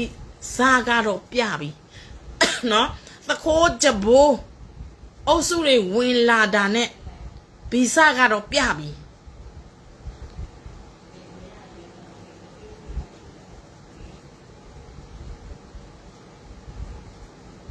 ဒါကတော့တခြားနေရာဒေသတွေကတော့သူတို့ကဖော်ပြရဲတယ်ကရင်ကဖော်ပြမရဲဘူးနော်မြိုင်မြို့တွင်စစ်တပ်စစ်ဆေးရေးဂိတ်ကိုပြစ်ခတ်တိုက်ခိုက်မှုစစ်သား2ဦးသေဆုံးပြီးသနတ်2လက်သိမ်းဆီးရရှိတယ်မကွေးတိုင်းမြိုင်မြို့နော်အခုအဲ့ဒီဘဲကဘာကြောင့်သတင်းမထုတ်တာလဲသူများပတ်လန်ဆွဲနေပြီနော်ဘယ်နေရာဘယ်ကိုသွားမလဲဘယ်ပြစ်မှဘယ်နေရာဘယ်စုံမှစုံကြမလဲသူများပတ်လန်ဆွဲနေပြီကရင်ကအခုမှအဲ့ရာကနိုးပြီးတော့တိုက်နေတာဒါပေမဲ့အဓိကကြတဲ့နေရာဒေသကိုသူတို့မသိမ်းနိုင်သေးဘူးအဲဒါကြောင့်မို့ဆန္ဒမစောကြပါနဲ့အောင်နောက်ပြီးတော့လေဗလဲအဲ့ကရင်BGF ဘောlobby ဘောမတယောက်ကဘာပြောလဲနော်ကျော်ဒိုးအတွက်အလူခံပြီးတော့တဲ့နော်ကျော်ဒိုးမှာပဲပို့ရမယ်တဲ့တခြားနေကိုပို့လို့ရှိရင်နော်သူလိုင်းပေါ်မှာတက်ပြီးတော့သူတကယ်တက်ဆဲမှာတဲ့ဒါမဲ့ကျမတို့ကတော့ကရင်နဲ့ပတ်သက်ပြီးတော့ကျမပြောပြီးသားပဲညကနော်ကျမတို့ရဲ့ဦးတီချက်စုံမကမန္တလေးရန်ကုန်နေပြီးတော့ဒီ3နေရာကိုပါဝင်တိုက်ပေးမယ်အဖွဲ့တွေကိုကျမတို့ကအဓိကထားထောက်ပံ့တယ်ကျမတို့ကလိန်ညာပြီးတော့လည်းအလူမခံဘူးပွလင်းနေမပြောထားတယ်နော်ကျမတို့ဒီနေရာဒီဒေသကိုပို့ဆောင်ပါတယ်ပြည်သူလူထုအလူရှင်တွေကိုကျမတို့ပြောပြထားပြီးသားနော်အဲ့ဒီအတွက်ကျမတို့ကတော့ဘာမှဖြစ်ပါဘူးဒါပေမဲ့ကိုကရင်ပြည်နဲ့အတွက်အလူခံလို့ရှိရင်ကရင်အတွက်ပဲဖြစ်ရမယ်တဲ့ငကိုတဲကလည်းစစ်ဘေးဆောင်တစ်ချိန်လုံးပဲအလူခံနေတယ်ကရင်ပြည်နယ်မှာစစ်ဘေးဆောင်ကနော်အခုမှဒီကော့ကလိတ်တစ်ခုလောက်ပဲနော်ကျန်တာကတော့ နဲ့အချင်းနေပါပဲပြီးတော့ကရင်ပြည်နယ်မှာစစ်ဘေးဆောင်အများစုကတချို့နေရာဒေသတွေနော်ဟိုတချို့လူရှင်တွေဆိုပါပြောလဲတချို့ပြည်ရွာသူရွာသားတွေကပါပြောလဲသူတို့ကရင်ပြည်သူအချင်းချင်းကတော့စီလုံးညီညွတ်တယ်နော်ရိုင်းပင်ကြတယ်ကူညီကြတယ်ဒါပေမဲ့အဲ့ဒီ lobby မတကောင်ကတော့4နှစ်5နှစ်လုံးစစ်ဘေးဆောင်အတွက်သူကူညီတယ်နော်တစ်ချက်လုံးအိတ်တော့တယ်ကျမတို့ကလည်းကူညီပါတယ်နောက်တော့CDM သမားတွေရောက်လာ CDM သမားတွေအတွက်နော်ပြီးတော့စစ်ဘေးဆောင်အတွက်အဟိုရွာကထွက်ပြေးလာပြီးသူ့ရဲ့အမျိုးအိမ်မှာနေပါတယ်ဆိုပြီးတော့စစ်ဘေးဆောင်အတွက်တစ်ချိန်လုံးပဲအလူခံနေတာနော်သက်သေထောက်ထားပြတာလည်းမရှိဘူးဒီနေရာစစ်ဘေးဆောင်အတွက်ပြီးအထောက်ထားလည်းမရှိဘူးမတန်းလည်းမရှိဘာမှမရှိဘူးနော်အဲ့ဒါကြောင့်မို့ဘာလဲစစ်ဘေးဆောင်အလူခံတာလဲအလူခံပေါ့အခုလိုမျိုးစစ်တိုက်နေဆိုသူတို့ပို့ပြီးတော့ခွင့်ရရတာပေါ့သူတို့တက်ပို့ပြီးတော့ပြောအားရှိတာပေါ့အလူခံအားရှိတာပေါ့နော်အဲ့ဒါကိုအခုစစ်တိုက်နေတာဘယ်လိုရလာအဖြစ်မသိသေးဘူးနော်တိုက်နိုင်တယ်လို့ပဲပြောတာဒါပေမဲ့ကျမတို့4နှစ်လုံးမှာတိကျတဲ့အဖြစ်ရလာကရင်ပြည်နယ်မှာမတွေ့သေးဘူးအဲ့ဒီအတွက်ကျမတို့ကစောင့်ကြည့်ရမယ်အဲ့ဒါကိုသူတို့ကအခုတိုက်နေပြီးကျမတို့ကိုပြန်ပြီးတော့ဘယ်လိုပြောမလဲကျမတို့ကကရင်ကိုပြန်ပြီးတော့တိုက်ပေါ့ကရင်တိုက်တာတကယ်မဟုတ်ပါဘူးဆိုတော့ကျမတို့ကသူကပြန်ပြီးတော့ဖောင်ထုတယ်လीနော်ကရင်တိုက်တာအခုကရင်တကယ်တိုက်တယ်ကျမတို့အဖွဲ့ကိုနော်ကျမတို့ပုံကိုတော့တိမ်ပြီးတော့ပြောတယ်ကျမတို့က NUG တဲ့နော် NUG ဖြစ်လို့NUG ဖြစ်လို့ကျမတို့စီမှာမလာလူပါနဲ့တဲ့နော်ကရင်ကိုလူပါတဲ့သူတို့ကိုလူပါတဲ့နော်အဲ့ထိတ်ပြောင်တို့ဒေါ်ချိုတို့ပါတို့ညာတို့ကိုလူပါတဲ့အထောက်ထားလည်းမရှိဘူးနော်သူတို့ကိုလူခိုင်းတယ်ကျမပြောမယ်နော်ကျမတို့ကဒီလူကိုသွားမလူနဲ့ကျမတို့ကိုလာလူပါဟိုလူကိုသွားမလူတခုမှမပြောတခါမှမပြောပြည်သူတွေကစဉ်းစားဆုံးဖြတ်တတ်တယ်ပြည်သူတွေဆုံးဖြတ်လိုက်မယ်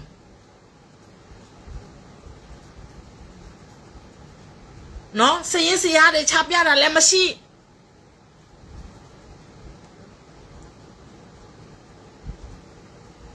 အခုမကွေးတိုင်းမြိုင်မြို့မြောက်ဘက်၌ဂိတ်ကင်းဆောင်နေတဲ့စစ်တပ်ကိုအနိကပြစ်ခတ်တိုက်ခိုက်ပြီးတော့စစ်သား2ဦးသေဆုံးပြီးသနတ်2လက်သိမ်းဆီးရရှိကြောင်းမြိုင်ပကဖမတာဝန်ရှိသူတဦးက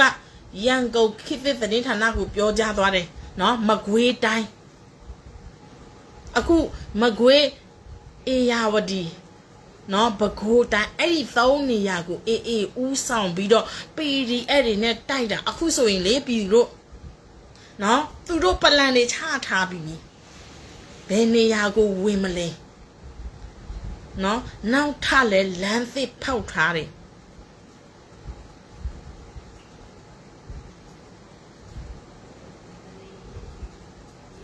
တရားကောင်းတဲ့ပညာသားကမပါကြလို့ပါဒါကြောင့်ပညာရှိတာနော်အဲ့ဒါကြောင့်မို့နော်အခုပလန်ချထားပြီးပြည်သူတို့နော်သူတို့ကစစ်ရေးစစ်ရနဲ့ထုတ်ပြန်လို့မရဘူးဒါပေမဲ့အတိကကတော့ကျမတို့နမ်မန္တလေးနေပြီးတော့ရန်ကုန်ဒီ3နေရာကိုကျမတို့အမြန်ဆုံးတိုက်နိုင်ဖို့လိုတယ်ပြီးတော့လေရင်ခွင်းနေစော်နိုင်ဖို့လိုတယ်လေရင်ခွင်းတွေဖြိုနိုင်ဖို့လိုတယ်လေရင်ခွင်းလေရင်တက်မဲ့လမ်းကြောင်းတွေကိုဖျက်ဆီးနိုင်ဖို့လိုတယ်မနေ့ကအေလာလီစိတ်ကိုနော်ရှော့တိုက် drone နဲ့ဆော်တယ်ခုနကတော့သတင်းနော်ကျမပြောအရာဆိုရင်ကြည့်ရတာလေရင်နောက်ထ6စီနော်ခုနကတော့ကျမပြောတယ်နော်အားလုံးပေါင်းအခုလေရင်က40နဲ့4စီနော်အေဂျင့်မဖြစ်သွားပြီအဓိကကတော့ဒီလေရင်လမ်းကြောင်းကိုဖျက်ဆီးနိုင်ရင်ပို့တော့ကောင်းတယ်ကျမတို့ပြည်သူတွေနော်နမဟုတ်သူတို့ကပြည်သူတွေကိုပဲအဓိကထားပြီးတော့ပြစ်မှတ်ထားပြီးတော့ပြစ်နေတာ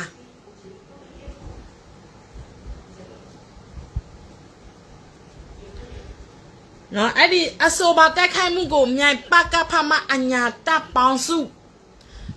point 1000ဘိုးပြောင်းအဖွဲ့တို့ပူးပေါင်းကတိုက်ခိုက်ခဲ့ခြင်းဖြစ်ကြောင်း ဒီစခန်းသေးလေးကိုသူတို့တပ်ပေါင်းစုနှစ်ဖွဲ့နဲ့တိုက်ပြီးတော့သိမ်းနိုင်တယ်နော်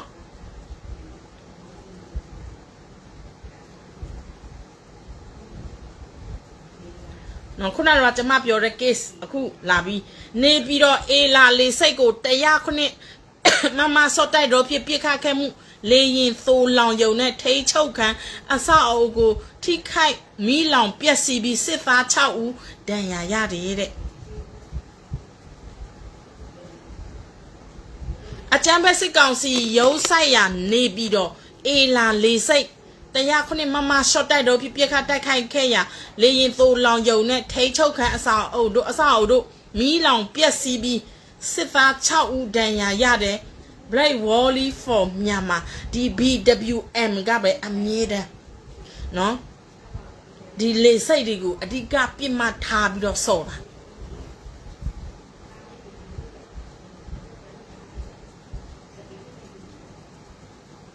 အဲ့ဒီမှာအေလာစစ်တပ်လေစိတ်လေရင်သိုးလောင်ရုံအဆောက်အဦတစ်ခုထိခိုက်တယ်မီးလောင်တယ်နောက်ပြီးတော့လေစိတ်ဝန်းစီလှုပ်ချုပ်ရေးအဖွဲ့များရဲ့လှုပ်ချုပ်ရေးစောက်ကြည့်ကင်မရာထိချုပ်ခန်းရှိရာအဆောက်အဦလက်ထိခိုက်ပျက်စီးပြီးတပ်သား2ဦးဒဏ်ရာရရှိကြောင်းအလားတူပဲလေရင်ပြေးလန်းထိတ်လှုပ်ချုပ်ရေးကင်းသားများရှိရာအဆောက်အဦထိမှန်ပျက်စီးပြီးလေတပ်အဆောက်ကင်းသား4ဦးထိခိုက်ဒဏ်ရာရရှိကြောင်းသိရတယ်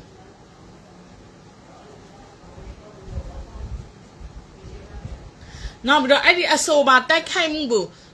နော် Black Wally for Myanmar BWM အဖွဲ့ရဲ့ဦးဆောင်မှုနဲ့ Black Leopard ဂျာဖစ်နဲ့အဖွဲ့မှ BWM Mission 33အဖြစ်တိုက်ခိုက်ခဲ့ခြင်းဖြစ်ကြောင်းသိရတယ်နော်ပြီးတော့မလ28ရက်နေ့3လပိုင်းတော့ကလည်းငလင်ဘေးကျောင်းစကိုင်းမန္တလေးနဲ့ပဲခူးဒေသရှိအချို့ရှိပြည်သူအများအပြားဒုက္ခပင်လယ်ဝင်နေချိန်မှာစစ်စုပ်ကောင်စီဒီမြန်မာပြည်အနှံ့ပြားရှိပြည်သူများကိုလေကြောင်းမှအဆက်မပြဘုံကျဲသတ်ဖြတ်မှုအကြိမ်ပေါင်းရာချီရှိနေခဲ့ပြီးဖြစ်ပြည်သူများလည်းယာနဲ့ချီသေဆုံးခဲ့ရပြီးဖြစ်ကြောင်းသိရတယ်အဓိကတော့ဟိုမတရားမှာနော်လေကြောင်းနဲ့ပြစ်တက်လို့အခုအယောက်20ကျော်သွားပြီသေဆုံးတဲ့လူဒီထက်ပိုများဦးမယ်ရဲဆက်သတ်ဖြတ်တာအဲ့ဒါကိုနော်လူသားချင်းစာနာမှုမရှိတဲ့နော်ချီနာကမင်းအောင်လိုင်းကိုနော်နီးပညာတွေပြီးတော့ဒီဘယ်လိုပြောမလဲနော်လက်နဲ့ခဲရန်တွေကိုကူညီပေးပြီးတော့ကျမတို့ပြည်သူတွေကိုလက်ရှိရဲဆက်တပ်ဖြတ်နေတာအဲကြောင့်မို့မင်းအောင်လိုင်းမရှိတော့ရင်ဒီချီနာတရုတ်လဲကျမတို့ပြည်တွင်းကိုဝင်ဆုပ်ဖက်လို့မရဘူးအတိကမိန်းကိုကျမတို့ဖျက်ဆီးနိုင်ရမယ်။အိုးဗါလဲဆီးရီးယားကိုကြည့်လိုက်နော်အတိကမိန်းကိုကျမတို့ဖြိုနိုင်မှမဖြိုနိုင်ဘူးဆိုရင်မအင်းလုံးမင်းအောင်လိုက်မကြဆော်ဘူးဆိုရင်လေတရုတ်တို့ရုရှားတို့ကပို့ပြီးတော့ဒီထက်ပို့ပြီးတော့ပိုကဲမှာပို့ပြီးတော့ကျမတို့ပြည်တွင်းရေးကိုဝင်ဆုပ်ဖက်မှာအဲ့ဒီအတွက်အတိကနော်နေပြီးတော့မန္တလေးရန်ကုန်ကိုကျမတို့ဦးစားပေးပြီးတော့ထောက်ပံ့ရမှာပြည်သူတို့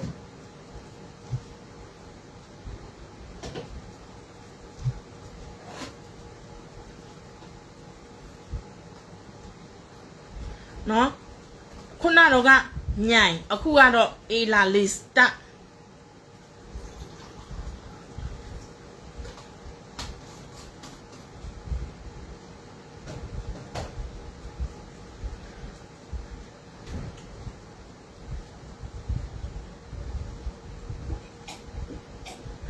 မန္တလေးအိုးဘိုထောင်တွင်ငလင်တန်ကြောင့်နိုင်ငံရေးအကျဉ်းသားအကျဉ်းသူများအပါအဝင်အကျဉ်းသား30ဦးသေဆုံးပြီးနောက်ဆက်တွဲအခြေအနေတွေဆိုးညိမ်နေရတယ်။မန္တလေးလေငလင်လောက်တော့နော်အကျဉ်းသားတွေထွက်ပြေးလို့မရဘူးလေတနာပါတယ်။ဒီနဲ့ကျဲချလို့ပြည်သူတွေသိနေတာ။ဟုတ်ကရင်ပြည်နယ်မှာလည်းဒီလိုပဲပတ်ပြီးတော့ဘုံကျဲနေတာ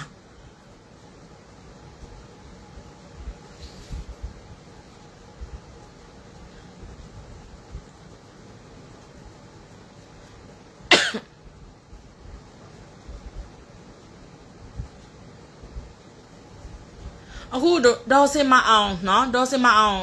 ဟိုဗာလဲအင်တာဗျူးတစ်ခုကိုတွေ့ရတယ်အင်တာဗျူးရဲ့ခေါင်းစဉ်က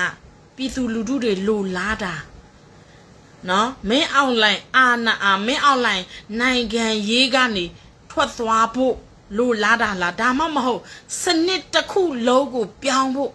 လိုလားတာလားကျမကတော့စနစ်တစ်ခုလုံးပြောင်းမှာပဲမပြောင်းဘူးဆိုရင်ဒီပေါက်တွေကဒီပဲတွေပဲပြန်လာပြီးတော့ကျမတို့ကသံတရားလဲနေမှာပေါ့နော်ဘာဖြစ်လို့ဆိုတော့ဒီစနစ်ဟောင်းကိုချုပ်ကင်နေတာချီးနာလေတရုတ်လေနော်အဲ့ဒါကြောင့်မို့ကျမတို့ဒီຫນွေဦးတော်လှန်ရေးကလူထုစနစ်ကိုပြောင်းလဲနိုင်မှကျမတို့နိုင်မှာလူထုစနစ်ကိုမပြောင်းလဲနိုင်ဘူးဆိုရင်ကျမတို့လူထုတွေနောက်တစ်ခါပြန်ပြီးတော့အာနာဖိတ်အောင်မှာပဲဆိုတော့လက်နဲ့ကင်ပြီးတော့အုပ်ချုပ်နေတာလေတိုင်းရင်းသားတွေကိုဥဆောင်ခိုင်းပြီးတော့တဖန်သူကအခုလဲကြည့်လေနော်မစီမဆိုင်တရုတ်ကကျမတို့နိုင်ငံသားမဟုတ်ဘူးကျမတို့မြန်မာပြည်ကိုအုပ်ချုပ်နေတာအုပ်ချုပ်နေတဲ့နော်ဟိုဗလဲသခင်မဟုတ်ဘူးအမမဒီလာရှိုးမျိုးကိုတိုက်တာလာဆိုမျိုးကိုသိတာ MDAA တပ်ဖွဲ့တယ်မဟုတ်ဘူးเนาะ PDF ပြည်သူ့ကာကွယ်ရေးတပ်ဖွဲ့တွေအသက်ပေါင်းများစွာပေးရတယ်လာဆိုနယ်မြေခံတွေအသက်ပေါင်းများစွာပေးရတယ်ဒါပေမဲ့ MDAA ရဲ့စိတ်သဘောထားတစ်ခုတည်းပဲเนาะသိလို့မရဘူးအခုတယောက်ကပြောင်းတင်းကိုဝင်ပြီးတော့နေရယူတယ်ပြောရမစို့အခုကျမတို့နိုင်ငံကိုတရုတ်ကကိုလိုနီနဲ့ချဲ့နေပြီအဲ့ဒါကိုကျမတို့ပြည်သူတွေအခုချိန်ထိလူမျိုးရေးဘာသာရေးเนาะဒီလိုမျိုးပဲကွဲပြားနေအောင်မဲ့ဆိုရင်ကျမတို့နိုင်ငံကိုတရုတ်ကဝါမျိုးနေပြီပြည်သူတို့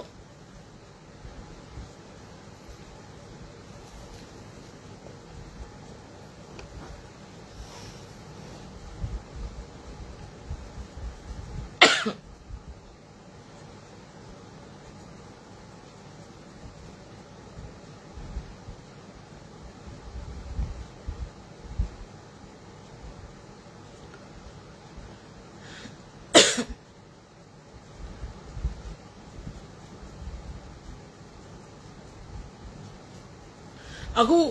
မလေးရှားဝန်ကြီးချုပ်ကနော်နူဂျီနဲ့တွေ့ဆုံမှုကိုတရားဝင်ချပြခဲ့ပြီးစစ်ကောင်းဆောင်နဲ့တွေ့ဆုံမှုအားပြသမှုမရှိဘူး။ဘာပဲဖြစ်မလေးရှားဝန်ကြီးချုပ်ကကျမတို့နူဂျီကိုဒါပထမဦးဆုံး၄နှစ်ကျော်အတွင်းမှာနော်ပထမဦးဆုံးတရားဝင်ခေါ်တွေ့တာနော်အဲ့ဒါကျမတို့နူဂျီအတွက်အခွင့်အရေးနော်အခွင့်အရေးဟိုဗလဲနည်းနည်းလေးရသွားတယ်ပေါ့နော်နည်းနည်းလေးပြောမှဆိုရင်ဒါအလင်းတန်းလေးရသွားတာပေါ့ဒါမဲ့ဆက်ပြီးတော့နူဂျီကနိုင်ငံရေးတန်ရေးတမရေးမှာဘလို့ဆက်ပြီးတော့ကစားမလဲဝါမယ်အာနာစနစ်ဆိုမှဒူဒူစနစ်ခေါ်ဒီမိုကရေစီစနစ်ကိုပြောင်းလဲနိုင်မှငါတို့ပြည်သူတွေရဲ့ဆန္ဒကပြည့်ဝတော့မှာပါဟုတ်တယ်နော်အဲ့ဒါကြောင့်မို့အခုဒါတော့အလုံးသိပြီလေနော်ဒီမလေးရှားဝန်ကြီးချုပ်ခေါ်တွေ့တဲ့ကိစ္စနဲ့ပတ်သက်ပြီးတော့မနေ့ကလည်းပြောပြီးသွားပြီ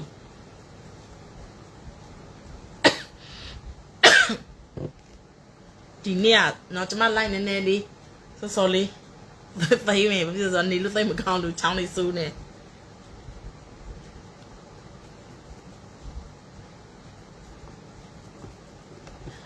တောင်ပိုင်းမှာမနှဲမနော်သိလိုက်ပြန်ပြီးတဲ့ကြည့်လိုက်အောင်မယ်နားလေးဆောင်းမတပုတ်ဖတ်မယ်ကရင်ဆိုတာဘယ်လောက်ကောင်းလဲရလိုက်တာမနှဲမနော်ကြီးအဲ့ဒါကြောင့်မို့ပေါ့နော်မလေးအမျိုးဗလဲအမျိုးချစ်တွေကျမတို့ကိုတိုက်ခိုက်လိုက်တာနော်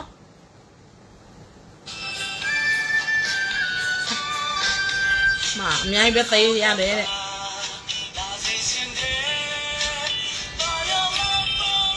ဟုတ်တယ်ကောက်ရုပ်တမြင်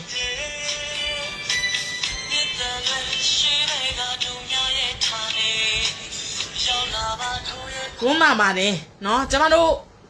ဒီထက်ပို့ပြီးတော့မြို့တွေသိစေခြင်းနဲ့ နော်မအားလာရဲ့အုတ်ချုပ်ရေးကိုကရင်ပြည်နယ်မှာနေရမကြန့်အောင်အကုန်လုံးဖျက်ဆီးစေခြင်းနဲ့မအားလာအုတ်ချုပ်ရေးမရှိမှအဲ့ဒါငါတို့နိုင်တယ်လို့ခေါ်တာ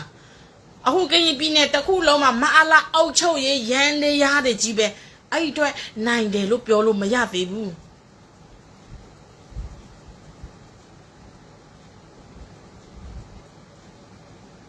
ဒါဆိုရင်အခုသူတို့လက်နဲ့တွေအများအပြားသိမ်းလို့ရတယ်ဆိုတော့ရန်သူလက်နဲ့ကိုလက်နဲ့နော်ဒါဆိုရင်အခုအထောက်အပံ့နေသူများပြည်နယ်လူမျိုးအထောက်အပံ့နေသိပ်ပြီးတော့မလိုတော့ဘူးပေါ့တို့ကရင်ကလည်းအကြွားကထူငါတို့ကလည်းကိုလူမျိုးချင်းမှုအကြောင်းကသိနေကြတော့ဟုတ်ပနော်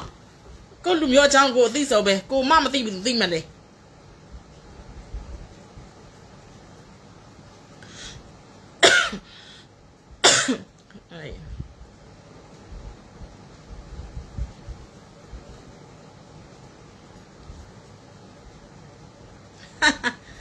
မနိုင်တော့မှန်တီလို့တွေးဆုံမဲ့လားတွေးဆုံတော့မယ်မအားလား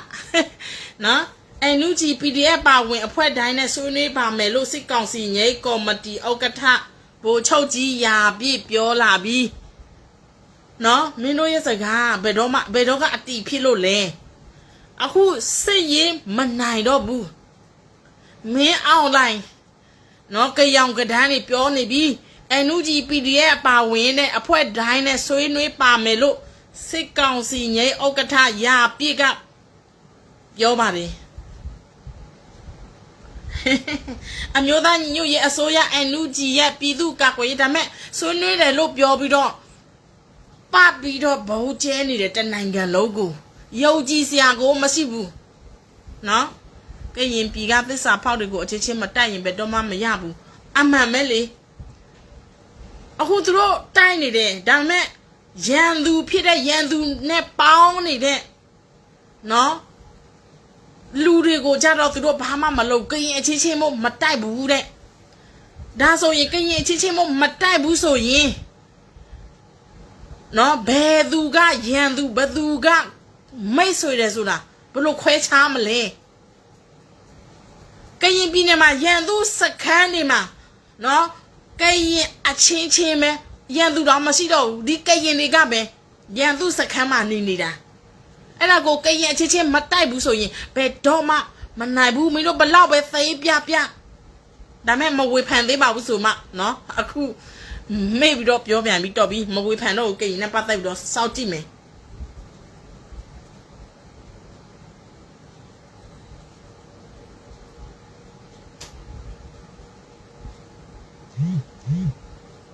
အိုးလေချောင်းတိုက်ခိုက်ခံရပြီးအသားစများကောက်ယူနေတဲ့မြင်ကွင်းနဲ့အေးမန္တလေးတိုင်းသပိတ်ချင်းမြို့နယ်ရေထွက်ကျေးရွာများအကျန်းဖက်စစ်ကောင်စီတပ်မှအေဗီလာ10ရက်နေ့လေတနာရီခန့်ကလေချောင်းတိုက်ခိုက်ခဲ့ပြီးနောက်ကလေးငယ်များအ ਨੇ ဆုံး10ယောက်ထက်မနည်းအဲ့ဒီမင်းအောင်လိုင်ကနော်မင်းအောင်လိုင်ကဗာလေရာစဝတ်နိုင်ငံတကာရာစဝတ်နော်နိုင်ငံတကာတားမြစ်ထားတဲ့ရာစဝတ်တွေကျူးလွန်တာနော်ကျူးလွန်မနေတော့ဘူးအေးမကြည့်ရဘူးကွယ်အသားစားတွေလိုက်ကောက်နေတာ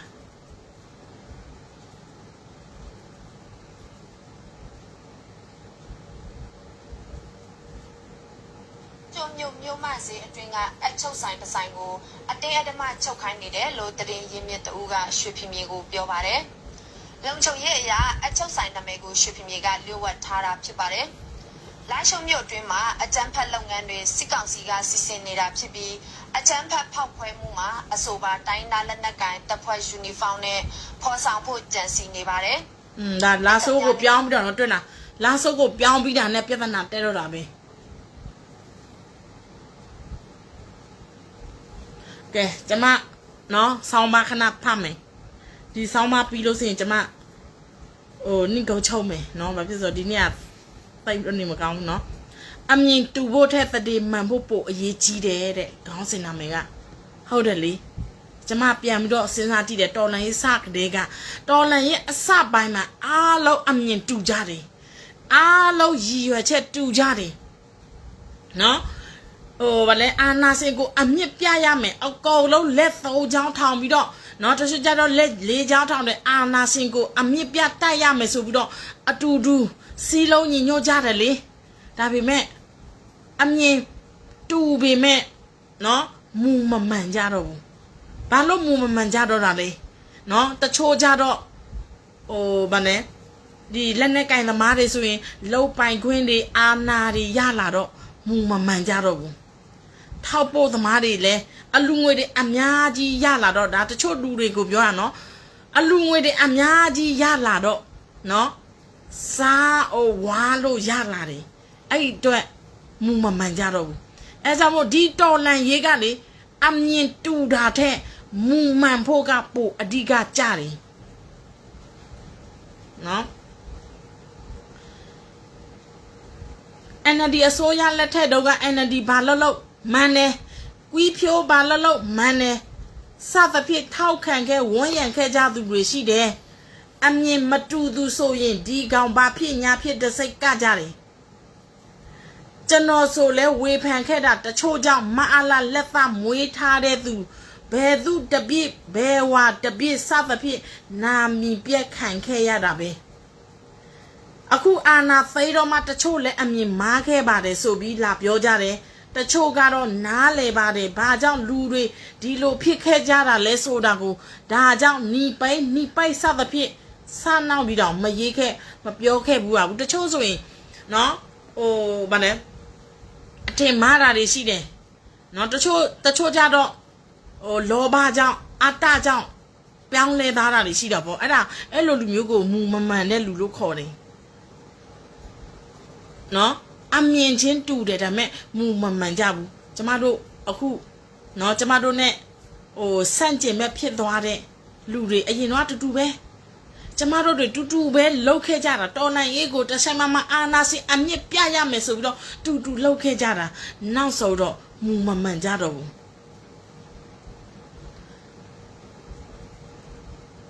ထောက်ခံတဲ့သူတွေထဲကလည်းဒီတော်လန်ရဲ့မှာအင်တိုက်အားတိုက်ပါဝင်သူတွေရှိသလိုပျောက်ချင်းမလပျောက်သွားသူတွေနောက်ဆုံးဘောမှာမနေတဲ့သူတွေရှိတယ်တခြားမပြောနဲ့ပိုင်တကုံတို့ကိုလည်းကြီးလိုက်နော်နောက်ပြီးတော့ရန်အောင်တို့ကိုကြီးလိုက်သပိတ်မောက်တို့ကအခုချိန်ထိသက်သေထောက်ထားရှိတယ်လေနော်ဝေဖန်ခဲ့ကြ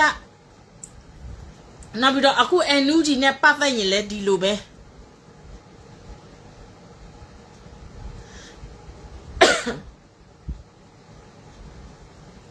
ပြောမယ်ဆိုရင်နော်ဒီလောက်နှစ်ပေါင်းများစွာဖျက်ဆီးခံခဲ့ရတဲ့လူဖွဲ့စည်းတဲ့ကနေပေါ်ထွက်လာတဲ့ NUG EAO ပတ်သက်လို့ social influencer တွေနော် celebrity တွေထောက်ပို့တွေကြိုက်တာပြောဘယ်သူကများတင်းပြစ်ကြပြစ်နော် capacity ပါလာမှာလို့လဲပေါ့ဘယ်သူကများဒီမိုကရေစီစံနှုန်းတွေနဲ့ကိုက်မှာမို့လို့လဲဘယ်သူကများအသင်းဖွဲ့နဲ့လှုပ်တက်နေလို့လဲဝေဖန်နေသူဒုက္ခပဲ我要去喝啊！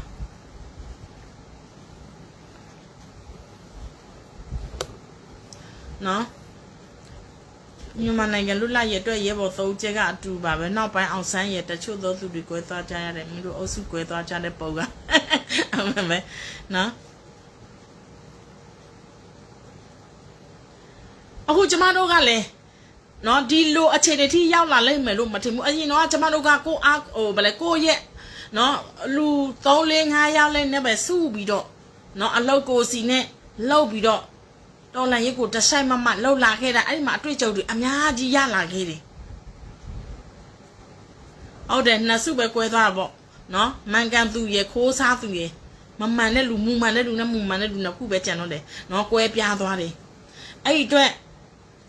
နော်ဒီကြားထဲမှာလောက်ကြကန်ကြရတာတွေအခက်အခဲတွေအများကြီးရှိတယ်ဒါတောင်တယောက်စီခံပိုးရတဲ့စိတ်ပိုင်းဆိုင်ရာပင်မမှုတွေအကြောင်းထက်မပြောသေးဘူးဒီအတွက်မို့လဲဘယ်သူကိုမှသိမဝေဖန်ဖြစ်တော့ဘူး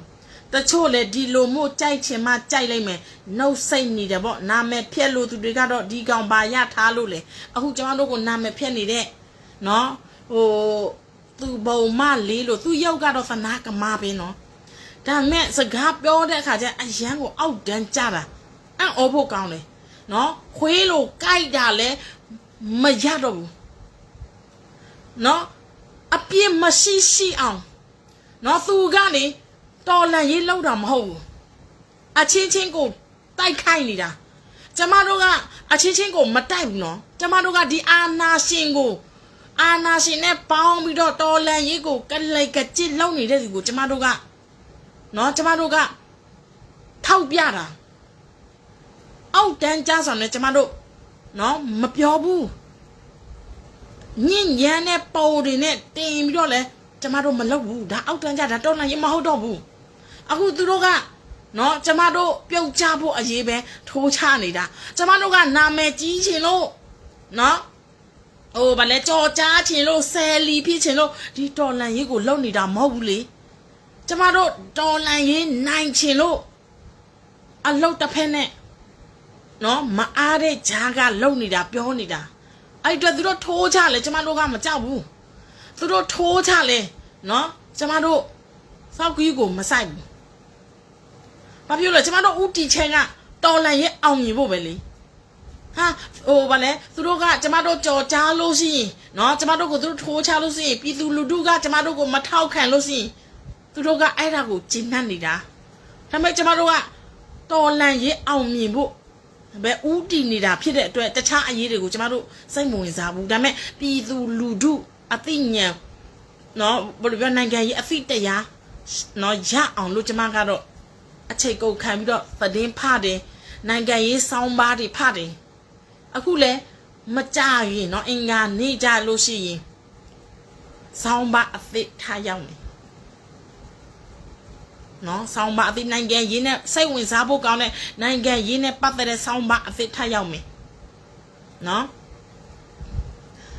တစ်ဖက်မှာလဲ NUG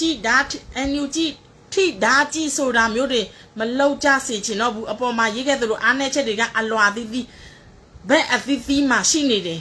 ဒါတွေကိုဝေဖန်ရင်းထောက်ပြရင်းနဲ့ပဲစစ်ဆက်ကြရမှာဖြစ်တယ် NUG မကောင်းလို့ရှိရင် NUG ကိုထောက်ပြရမယ်เนาะ KNU မကောင်းလို့ရှိရင် KNU ကိုထောက်ပြရမယ်အခု KNU လောက်လာတဲ့၄နှစ်ကျော်အတွင်းမှာဘယ်မျိုးမှမသိနိုင်ဘူးလေကျမတို့ပြောရမှာပဲထောက်ပြရမှာပဲ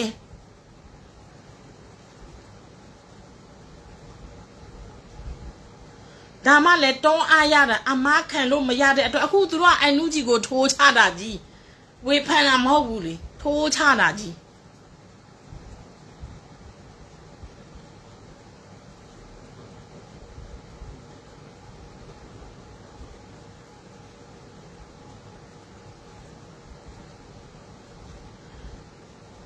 ဒါကိုခွဲခြားနိုင်ဖို့အတွက်လူတယောက်တော်လန်ရေးတတိမန်နဲ့ဘယ်ကျွန်တော်ကတော့ဆုံးဖြတ်တယ်နော်ပြီးခဲ့တဲ့ရဲကပွဲဖြစ်သွားတဲ့ကိုလင်းလင်းကိစ္စမှာဆိုလဲအဲ့လိုပဲအမြင်မျိုးမျိုးကွဲသွားကြတယ်ဒါပေမဲ့ကျွန်တော်တို့ခွဲခြားရမှာကတတိမှန်လားမမှန်လားအခုနော်ဟိုဗာလဲ BGL lobby အုပ်စုကိုကြီးလိုက်တတိမှန်သလား BGL ကတတိမှန်သလားအဲ့ဒါပဲကြည့်အဲ့လေအန်နူဂျီကိုတို့ထိုးချနေတာလीနော်ကျမပြောရဲတယ်ကရင်ပြည်နယ်မှာလေအခုတို့တိုက်နေတယ်တိုက်နေပြီမဲ့လေကျမတို့စောင့်ကြည့်ရမယ်လူတို့အတွက်ဖြစ်မလားစောင့်ကြည့်ရမယ်ကရင်ပြည်နယ်ကတော့ကျမတို့ဟိုဗလဲကြည့်ရတာတော့သူများပြည်နယ်ထက်ကိုနည်းနည်းနားကောက်တယ်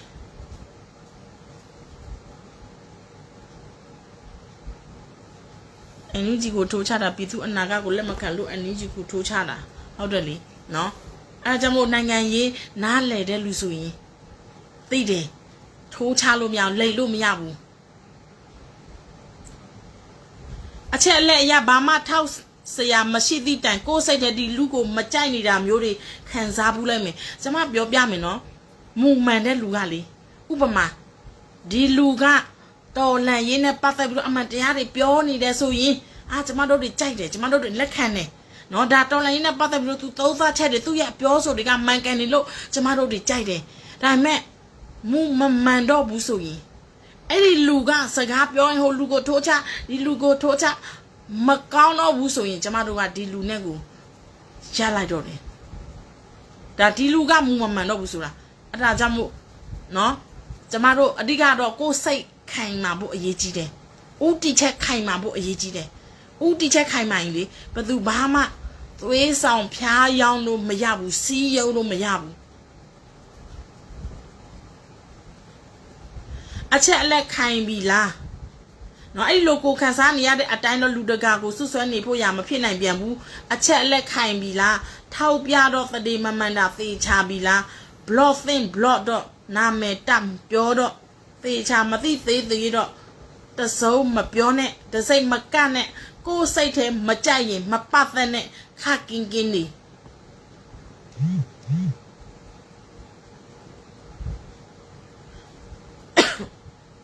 အခု तू ကဥပမာပြောပြမယ်နော် तू နဲ့အနိကဆိုရင်းနှီးတဲ့သူဆိုနော်စင်စေရှိမယ်မတ်ထရီဇာရှိမယ်နော်ထိုက်ရှိမယ်ဥပမာ तू ကနာမည်နဲ့ဒါပေမဲ့အမြဲတူနေတယ်လို့လားဆိုတော့မတူပါဘူးသို့တော့သူတို့၃ယောက်ရဲ့ခံယူချက်နဲ့ပတ်သက်လို့တော့နေရခိုင်တော့အာမခံပေးလို့ရတယ်တော်လန်ပြည်သူလည်းသိနေကြမှာပါပဲနော်အခုကျမတို့ဒီပြည်သူအမှန်လူမှုကွန်ရက်ဖွဲ့မှာပေါ့အယောက်200ကျော်ဒါကျမတို့ဥတီချက်တူတယ်ခံယူချက်တူတယ်တူလို့ပဲအခုတူလာစုနေကြတာနော်အခုကျမတို့ထောက်ပြတယ်သူတို့လည်းစဉ်းစားမှာပဲတကယ်လည်းဟုတ်တယ်ဒီကရင်ပြည်နယ်မှာတိုက်တယ်ပြီးတော့ပြန်သိမ်းတယ်တိုက်တယ်ပြီးတော့ပြန်ပါသွားတယ်တိုက်လိုက်သမျှအရာတွေအလုံးပြန်ပါသွားတယ်ဒါလက်ရှိအမှန်တရားလေးလက်မခံလို့မရဘူးအဲ့ဒါကိုကျမတို့ကနော်ကရင်ကိုမကောင်းကြောင်ပြောတယ်ဆိုပြီးတော့ကျမတို့ကိုလာပြီးတော့ဖောင်းထူးဆဲဆိုနေတဲ့လူတွေရှိတယ်ဒါပေမဲ့ကျမတို့ကယူမဆိုင်ဘူးနော်အခုလဲလာပြီးတော့ဆွဆွဲတယ်အလူငွေနဲ့ပတ်သက်ပြီးတော့ကျမတို့ကလိတ်တယ်တဲ့သခိုးကလူပြန်ဟစ်တယ်ကျမတို့ကအမှန်တရားကိုထောက်ပြလို့သူတို့ထမင်းအိုးကွဲမှာဆိုလို့ဖြစ်မှာပေါ့အညိုးနဲ့ဖာချင်းထအောင်ဆဲနေတယ်နော်အဲ့ဒါကိုကြည့်လို့ရှိရင်ရီဖို့ကောင်းတယ်သခိုးကလူပြန်ဟစ်တာအထောက်ထားအတိအကျနဲ့ချပြတဲ့လူကိုသခိုးတဲ့နော်ရီဖို့ကောင်းတယ်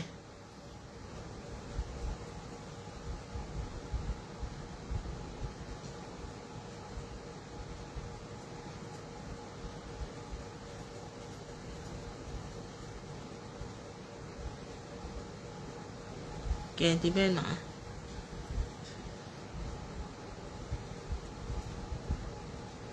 ကဲနောက်ဆုံးဆောင်ပါနော်အခုမြမသမိုင်းမှာစစ်ဦးစီးချုပ်နော်စစ်ဦးစီးချုပ်နေဝင်းတန်းဆွေမအလာတို့3ဦးစစ်အာဏာသိမ်းခဲ့ကြတယ်နော်ဗိုလ်ချုပ်ကြီးနေဝင်းကရှမ်းတိုင်းသားခေါင်းဆောင်များကဦးစီးပြီးပင်လုံစာချုပ်ဂတိကုတ်ပါFederalပြည်နယ်တောင်းဆိုရာကနိုင်ငံအစိတ်စိတ်အမမပြိုကွဲမှာမလိုလားလို့အကြောင်းပြချက်နဲ့1962ခုနှစ်မှာအာဏာသိမ်းယူခဲ့တယ်နော်1988ခုနှစ်အထွေထွေသပိတ်နဲ့အရေးအခင်းကြီးဖြစ်လာတဲ့အချိန်မှာအဲ့ဒီအချိန်တော့နော်တရုတ်နိုင်ငံကဒီလောက်အထိမတိုးတက်သေးဘူးနော်ဒီ62ကနေစပြီးတော့တရုတ်ကပြားနော်နေဝင်းအာနာသိမ်းပြီးတဲ့နောက်ပိုင်းမှာတရုတ်ကကျမတို့ပြည်တွင်းရေးမှာကျမတို့ပြည်မှာနော်သွေးဆုပ်ဖုတ်ကောင်ဖြစ်တော့တဖြည်းဖြည်းဆုပ်ကျမတို့ပြည်ပညာစာတတ်တွေတဖြည်းဖြည်းဆုပ်ယူနေကျမတို့နိုင်ငံကဘယ်သူကနိုင်ငံနဲ့ဘယ်သူကကြီးပွားချမ်းသာသွားတာနော်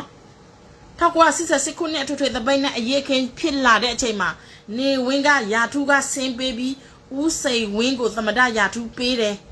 ပြည်သူလက်မခံလို့ဒေါက်တာမောင်ကိုသမ္မတယာထုတဆင့်လွှဲပေးတယ်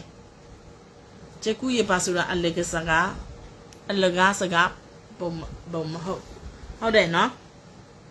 အခုပြည်သူလက်မခံလို့ကာချုပ်ဘိုလ်ချုပ်ကြီးစောမောင်ကိုဒေါက်တာမောင်ကအာဏာလွှဲပေးခဲ့လို့သွယ်ဝိုက်တဲ့နီလန်နဲ့ဒုတိယအကြိမ်စစ်တပ်ကအာဏာသိမ်းခံရတယ်ဒါနောက်ကြောင်းတွေပြန်နေတာနော်မသိတဲ့လူတွေရှိသလိုသိတဲ့လူတွေရှိမှာပါ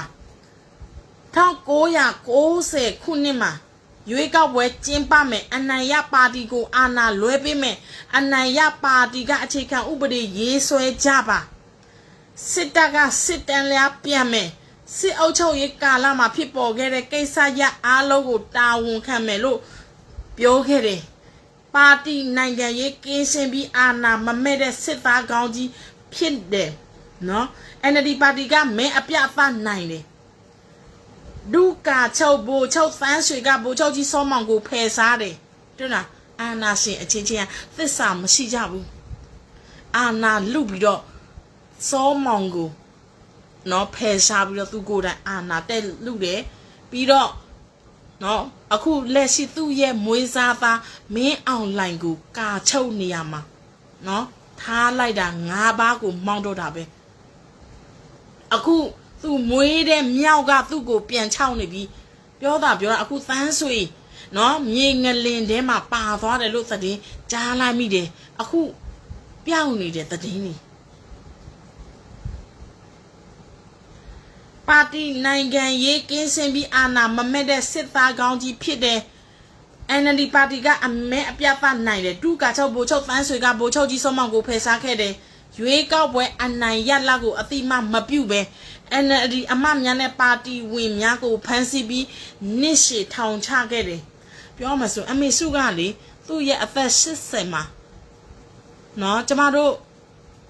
မြန်မာနိုင်ငံမှာသူ့အသက်ထက်ဝက်ကျော်လောက်ကထောင်ထဲမှာနေရတယ်ပြည်သူတို့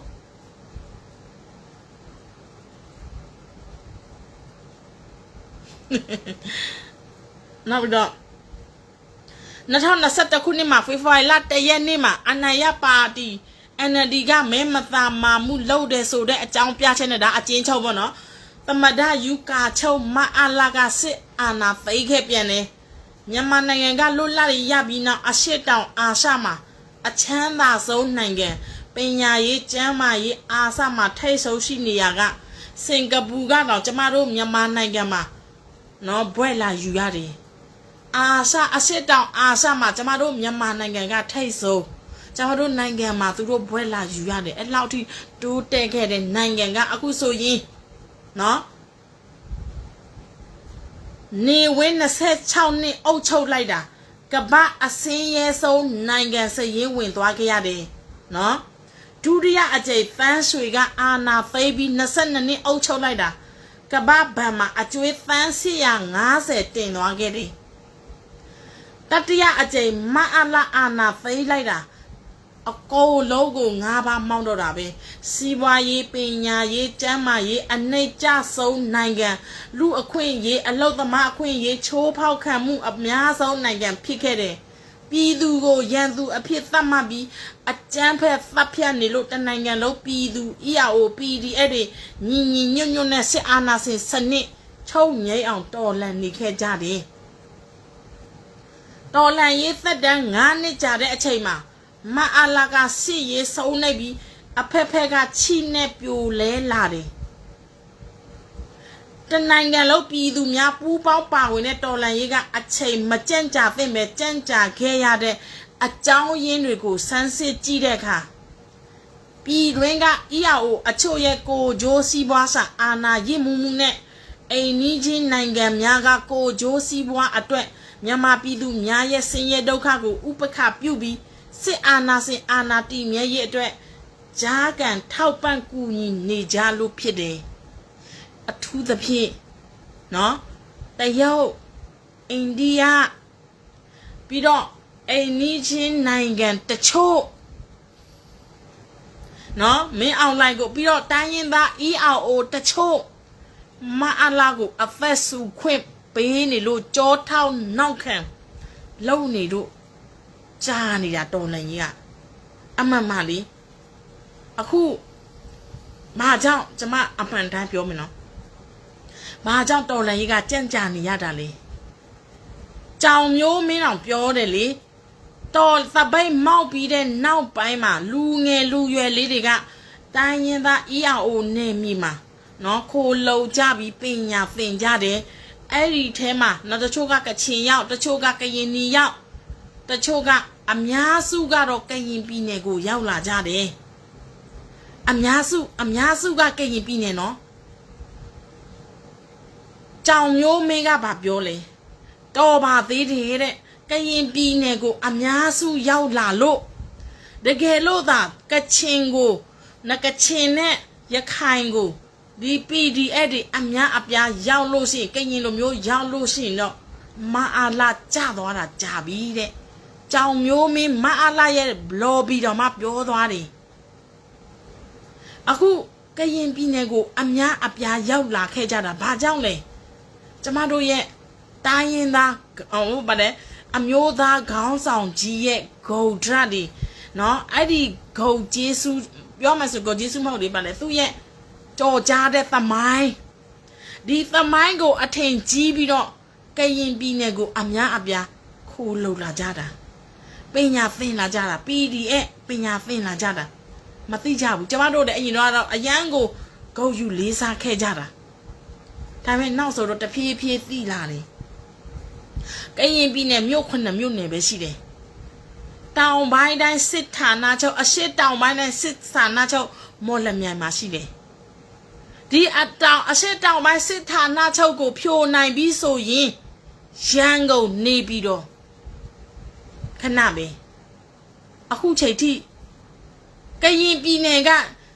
အရှိတောင်ပိုင်းရောက်ဖို့နေတာကရင်ပြည်နယ်မှာမြို့တစ်မြို့တောင်မသိမ်းနိုင်သေးဘူးမွန်ဆိုပိုဆိုးမွန်ကကရင်တဲ့တော့မှစိုးသေးတယ်အဲ့ဒါကြောင့်မို့ဒီကရင်ပြည်နယ်မှာသူတို့ကတော့ကရင်ကိုအားကိုးတယ်လေကရင်ကိုအားကိုးတော့ကရင်ကလည်းရန်ကုန်နေပြည်တော်နဲ့အနီးဆုံးပဲ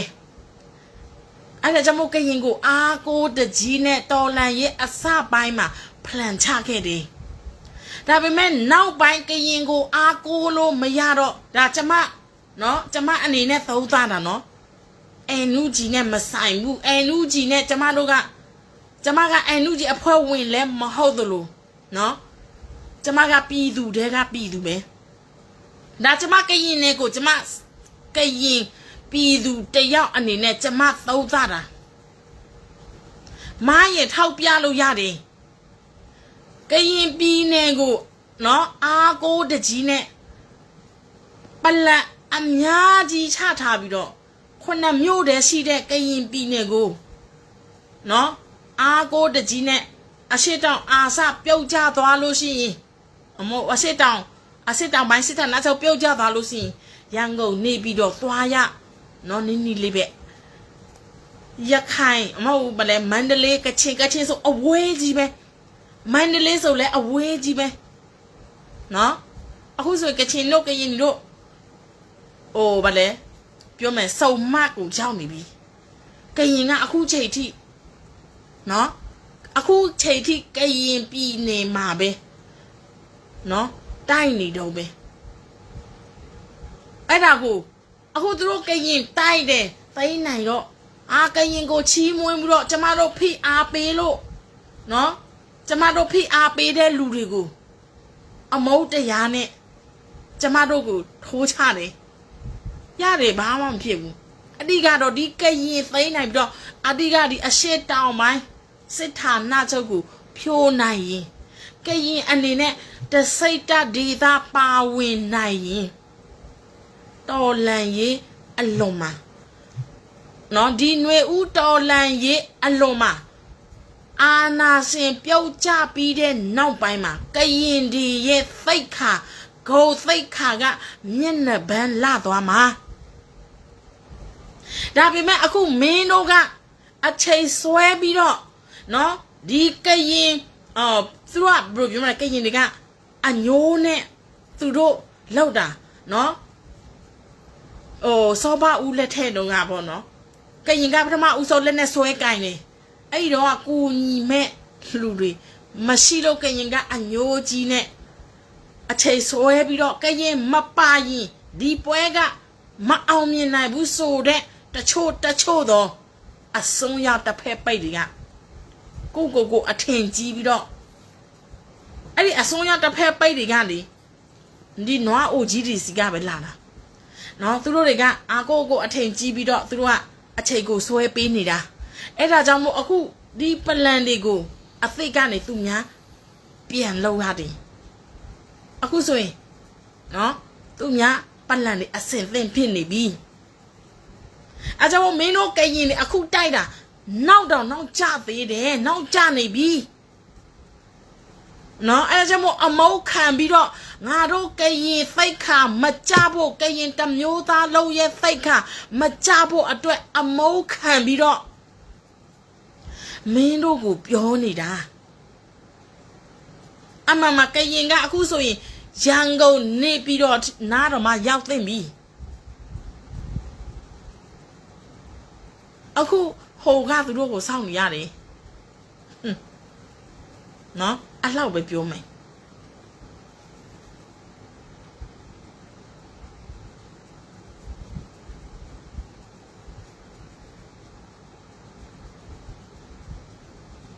ကဲ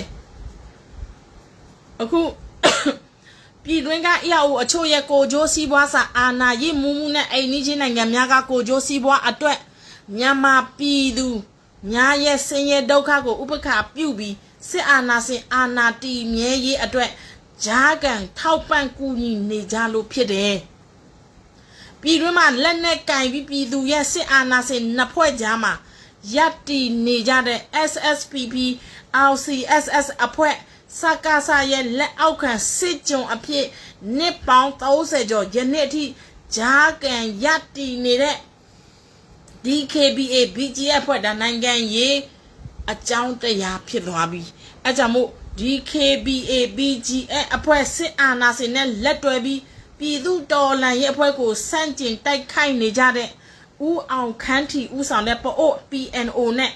ရှမ်းနီလက်နက်ကိုင်အဖွဲ့တို့ကြောင့်ပြည်သူတော်လှန်ရေးကြံ့ကြာနေရတာဖြစ်တယ်အဲ့ဒါလက်ရှိအမှန်တရားမဟုတ်ဘူးဆိုရင်မင်းတို့ဒီခုံမင်းမှာနော်ထောက်ပြလို့ရတယ်အေက2023ဒီဇင်ဘာလမှာရခိုင်မှာစတိုက်တာ2024အကုန်မှာရခိုင်နဲ့ပလဲဝ15မျိုးသိမ်းလိုက်တယ်ဆွေကရင်တို့ကနောက်ကျနေတယ်အပြေးလိုက်မှရမယ်အမှန်ကရင်ကတာထွက်စောတဲ့ယုံလူပဲလမ်းမှာအိတ်နေလို့လိတ်ကကြော်တက်သွားတယ်အဲ့တော့မေးချင်တာကဂျားနေတဲ့အဖွဲရောမအားလာတောက်တိုင်အဖွဲရောမအားလာနဲ့လက်တွဲပြီးပြည်သူကိုသတ်ဖြတ်နေတဲ့အဖွဲရောလက်နဲ့ကင်နေတဲ့ရည်ရွယ်ချက်ကပြည်သူကိုကာကွယ်ဖို့လားဒါဆိုရင်ကျမတို့ပြည်သူကရင်လူထုတယောက်အနေနဲ့လက်ရှိလက်နဲ့ကင်ပြီးတော့နော်ဟိုဗလဲ BGF DKBA PC နော်အမွာညီနောင်၄ဘွက် KTLA အပါဝင်အဲ့ဒီ၄ဘွက်ကနော်ပြည်သူအတွက်ကာကွယ်ပေးဖို့လားဒါမှမဟုတ်ဘာအတွက်လက်နဲ့ကင်ကြပါသလဲ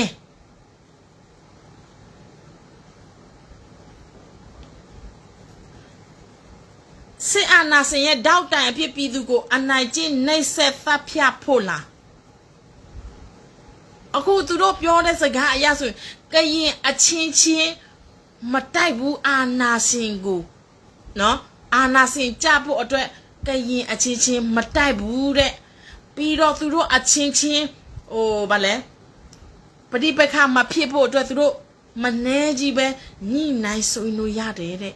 ဒါဆိုရင် DKBA ကရင်ပြည်နယ်မှာဘယ်သူကဦးဆောင်ပြီးတော့အုပ်ချုပ်မှာလဲ BGF လား KNU လား DKBA လား PC လား KNLA လားပြည်သူတွေကဘယ်သူကိုအဖေခေါ်ရမှာလဲအိန္ဒိချင်းအင်အားကြီးအိန္ဒိယနဲ့တရုတ်နိုင်ငံရဲ့ကြားမှာရှိတဲ့မြန်မာပြည်သူတွေရဲ့ဘဝကအလွန်ကန်ဆိုးတယ်လို့ပြောရမယ်အိန္ဒိချင်းဒီမိုကရေစီအင်အားကြီးအိန္ဒိယရဲ့ဘက်မလိုက်ကြားနေနိုင်ငံရေးမူဝါဒကိုဂျိုးစီးပွားအတွက်စကားစနဲ့ပူပေါင်းစီးပွားရှာနေကြတာမရှက်ဘူးလားသိက္ခာရှိရဲ့လားအဲကြောင့်မို့ကျမတို့အခုနေ့စဉ်နေ့တိုင်းက ကရင်လက်နဲ့ကိုင်တွေကိုဘာကြောင့်ဖိအားပေးပြောဆိုနေရသလဲဟုတ်ချင်မှာမင်းတို့မသိတာဘူးနော်တော်လန်ရေးအောင်မြင်ပြီးတဲ့နောက်ပိုင်းမှာကရင်တွေရဲ့စိတ်ခါဒီပွဲမှာကရင်မပါဘဲနဲ့ကျွဲကူးရေပါအစ်စ်နဲ့ပဲပါသွားမယ်ဆိုရင်တော့ကရင်စိတ်ခါနော်မရှိတော့ဘူးအဲ့ဒီတော့ကျမတို့ကနေစဉ်နေ့တိုင်းဖိအားပေးပြောဆိုနေရတာဖြစ်တယ်။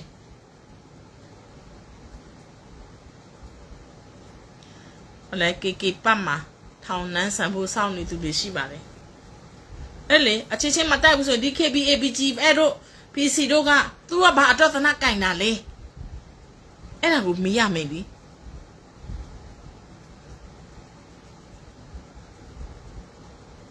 ကျမသုံးသချက်အရာတော့လေအခုကရင်ပြည်နယ်မှာနော် BGF က तू ကဆရာကြီးပေါ့ तू ပဲအောက်ချုပ်မှာကျမအမြင်မှာတော့လေဘာဖြစ်လို့ဆိုတော့အခုဆိုရင်နော်မောင်ချစ်သူကပြည်တွင်းမှာမဖျားတရားတွေတဲဖုံးကြီးချောင်းတွေတဲဘာသာရေးကြိုက်တဲ့လူကိုဘာသာရေး तू ကနော်ဒီတရားမဝင်ကြားဖြန့်နေနဲ့စီးပွားရေးမျိုးစုံလုပ်နေတဲ့အတွက်ဘောစီလေဖျားတရားကြိုက်တဲ့လူကိုဖျားတဲပေးမယ်မြင်းစေးကြိုက်တဲ့လူကိုမြင်းစေးကျွေးမယ်နော်အပျော်အပါးကြိုက်တဲ့လူတွေကိုအပျော်အပါးနဲ့စီးယုံမယ်အဲ့ဒီနီးနဲ့သူလှုပ်ပြီးတော့ကရင်ပြည်နယ်ကိုကြီးစိုးဖို့သူကြံနေတာဒါပေမဲ့ KNU ကိုသူကအသုံးချသွားတယ်ဒါကျမရဲ့အမြင်နော်မားရင်လေဒါနိုင်ငံရေးဆွေးနွေးလို့ရတယ်လက်ထောက်ပြလို့ရတယ်ဒါကိုယ့်ရဲ့သုံးသပ်ချက်ချင်းတူချင်မှတူမယ်နော်အလားတူပဲမြန်မာနိုင်ငံကဒီမိုကရေစီနိုင်ငံလက်နဲ့ကင်ထားပြီးစစ်အာဏာရှင်ကပြည်သူကိုတတ်နေတာထိုင်ကြည့်ဖို့ဆိုရင်လက်နဲ့ကင်တာကိုဂျိုးအတွက်ဖြစ်နေပြီဒါဆိုရင်အမျိုးသားရေးကရင်လူထုအကျိုးအတွက်လက်နဲ့ကင်တာကာကွယ်နေတဲ့ဆိုတဲ့စကားကဂျင်းဖြစ်နေပြီအေးလေအဲ့ဒါကိုလက်နဲ့ကင်ထိလို့ဆိုရင်အမလေးဆက်ဆက်ထိမခံနိုင်တဲ့ကြုံယူတွေအများကြီးပဲ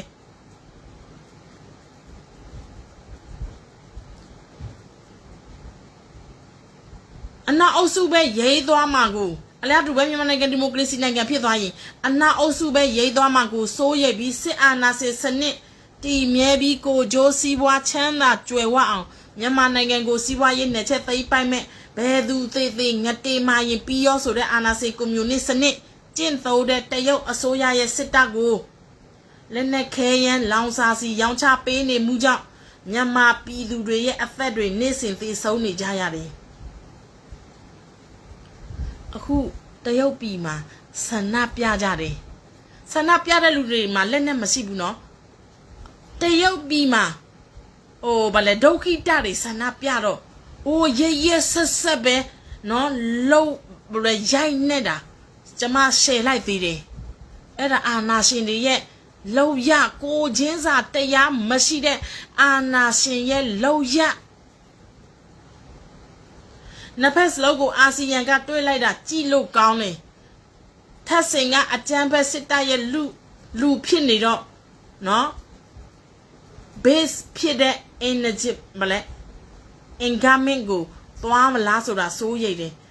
ဦးထုံးခင်ပြီးတဲ့အခြေဆိုင်မြန်မာရိုဟင်ဂျာအသင်းဥက္ကဋ္ဌနဲ့တွေ့ဆုံမေးမြန်းတယ်အာနာသိပ်ပြီးကြတဲ့ကရုရှားနဲ့တရုတ်သာသွားလေးရှိတဲ့အကြမ်းဖက်စစ်ခေါင်းဆောင်မင်းအောင်လှိုင်ဟာအခုလပိုင်းအတွင်းထိုင်းနိုင်ငံကိုသွားလာတာတွေ့ရှိလာပါတယ်နိုင်ငံတကာအလယ်မှာအကြမ်းဖက်အာဏာစစ်သိမ်းခေါင်းဆောင်မင်းအောင်လှိုင်နော်နာမည်ဆိုးနဲ့ကြော်ကြားနေတဲ့မင်းအောင်လှိုင်ကိုအာဂျင်တီးနားတရားရုံးကဖမ်းဝရမ်းထုတ်ထားသလို ICC မှာလည်းဖမ်းဝရမ်းထုတ်ဖို့တင်သွင်းခံထားရသူဖြစ်တယ်စောချစ်သူကအပြစ်ခံယူမယ်ပြေးမလွတ်ဘူးနိုင်ငံတကာရာဇဝတ်မှု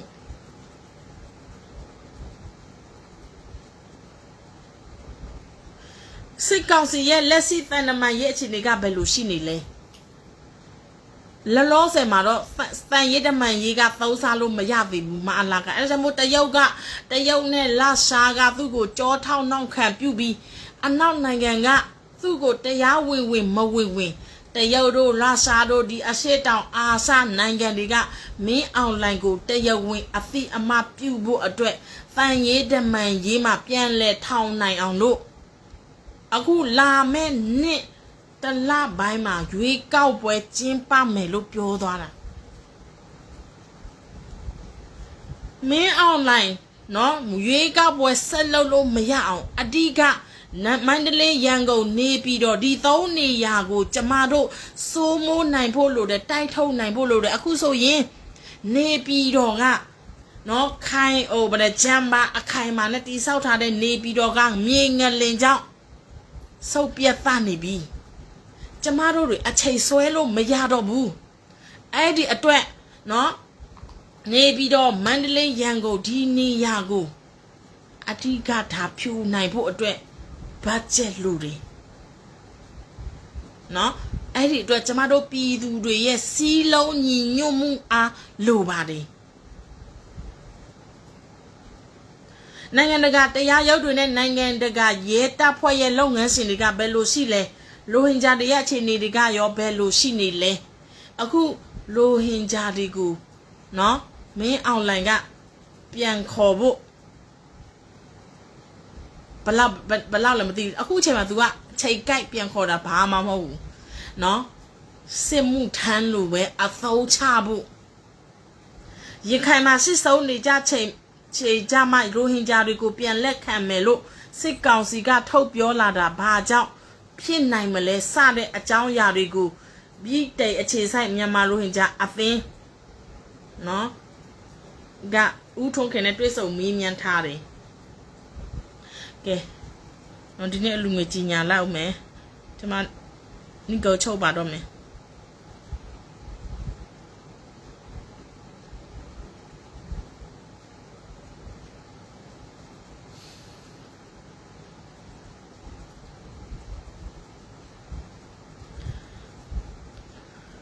ကဲဒီနေ့နော်အမြင်မဖော်အလူငွေ900ဘကျေးဇူးအများကြီးတင်ပါတယ်မန်းနောင်မွတ်အလူငွေ900ဘเนาะကျေးဇူးအများကြီးတင်ပါတယ်ကဲဒီနေ့လူငွေအားလုံးပေါင်း1000ရရှိပါတယ်เนาะကျေးဇူးအများကြီးတင်ပါတယ်ပြည်သူအမနုမှုကွေဖွဲ့အခုเนาะထီလက်မရောက်လာပြီပြည်သူတို့ထီဝယ်လို့ရပါတယ်เนาะအခုထီက150เนาะအဆောင်150ရောက်လာပြီလာရောက်ဝယ်ယူအားပေးကြပါเนาะတဆောင်မှ100ပါပဲဟုတ်ပါလဲထီလက်မကန်လဲဆန်းရင်နော်တော်လန်ရေးကိုလည်းအော်တိုမက်တစ်ကဗလဲကိုညီရရောက်သွားပါတယ်နော်တဆောင်ဝယ်ရင်30တော်လန်ရေးကိုကိုညီရရောက်ပါတယ်အဲ့ဒီအတွက်နော်ထီလက်မလာရောက်ဝယ်ယူအားပေးကြဖို့တိုက်တွန်းပါတယ်ပြည်သူတို့အမြန်နိုင်ချင်လားအဓိကနဲ့တာမညကိုခွဲခြားပြီးတော့ကျမတို့နော်တကယ်ကိုဗလဲဒီပြိုနိုင်မဲ့အဓိကမေးပြိုနိုင်ဖို့အတွက်အဓိကကြတဲ့နေရာဒေသကိုကူညီထောက်ပံ့မှုလိုအပ်တယ်เนาะအဲ့ဒီအတွက်ငပိရောင်းတယ်နောက်ပြီးတော့ထီရောင်းတယ်စီးယိုရောင်းတယ်အကုန်ကျမတို့เนาะလှုပ်လို့ရသမျှအကုန်ရောင်းပြီးတော့တော်လန်ရေးရလာတဲ့အမြငွေဒီအလုံးကိုတော်လန်ရေးကိုပို့ပါတယ်အဲ့ဒီအတွက်လာရောက်ဝယ်ယူအားပေးကြဖို့တိုက်တွန်းပါတယ်เนาะကဲပြည်သူတပ်ပေါင်းစုတွဲစုတောင်းပေးချင်ပါတယ်မြန်မာတနိုင်ငံလုံးမှာတရားတော်စစ်ကိုဆင်နွှဲနေတဲ့ပြည်သူတပ်ပေါင်းစုအားလုံးတက်ဖွဲ့တာအောင်မြင်ပါစေစစ်မိတ်ဆာများကိုမြန်ဆုံးတိုက်ဟုတ်နေပါစေတစ္ဆာဖောက်လောက်ကောင်တွေလည်းမြန်ဆုံးကြောက်ဆုံးပါစေပြည်သူမှာရှိတဲ့ပြည်သူများအားလုံးစစ်မိတ်ဆာရန်ကနေကင်းဝေးပါစေတဝဘေးအနေမှာကင်းဝေးပါစေတနိုင်ငံလုံးမှာရှိတဲ့ပြည်သူပြည်တော်သားများအားလုံးတစ္ဆာဖောက်လောက်ကောင်ထိုးကြွေးခြင်းမှကင်းဝေးပါစေတစ္ဆာဖောက်လောက်ကောင်များပြည်သူပေါ်မှာတစ္ဆာမရှိတဲ့ဖွဲ့စည်းမှန်သမျှအမြန်ဆုံးကြဆုံးပါစေပြည်သူကျေးဇူးဆူပါစေသာဓုသာဓုသာဓုအစနာဆိုင်နော်ကဲဒီကိုချုပ်ပါလေလိုက်လေးကိုဘိုင်ဘိုင်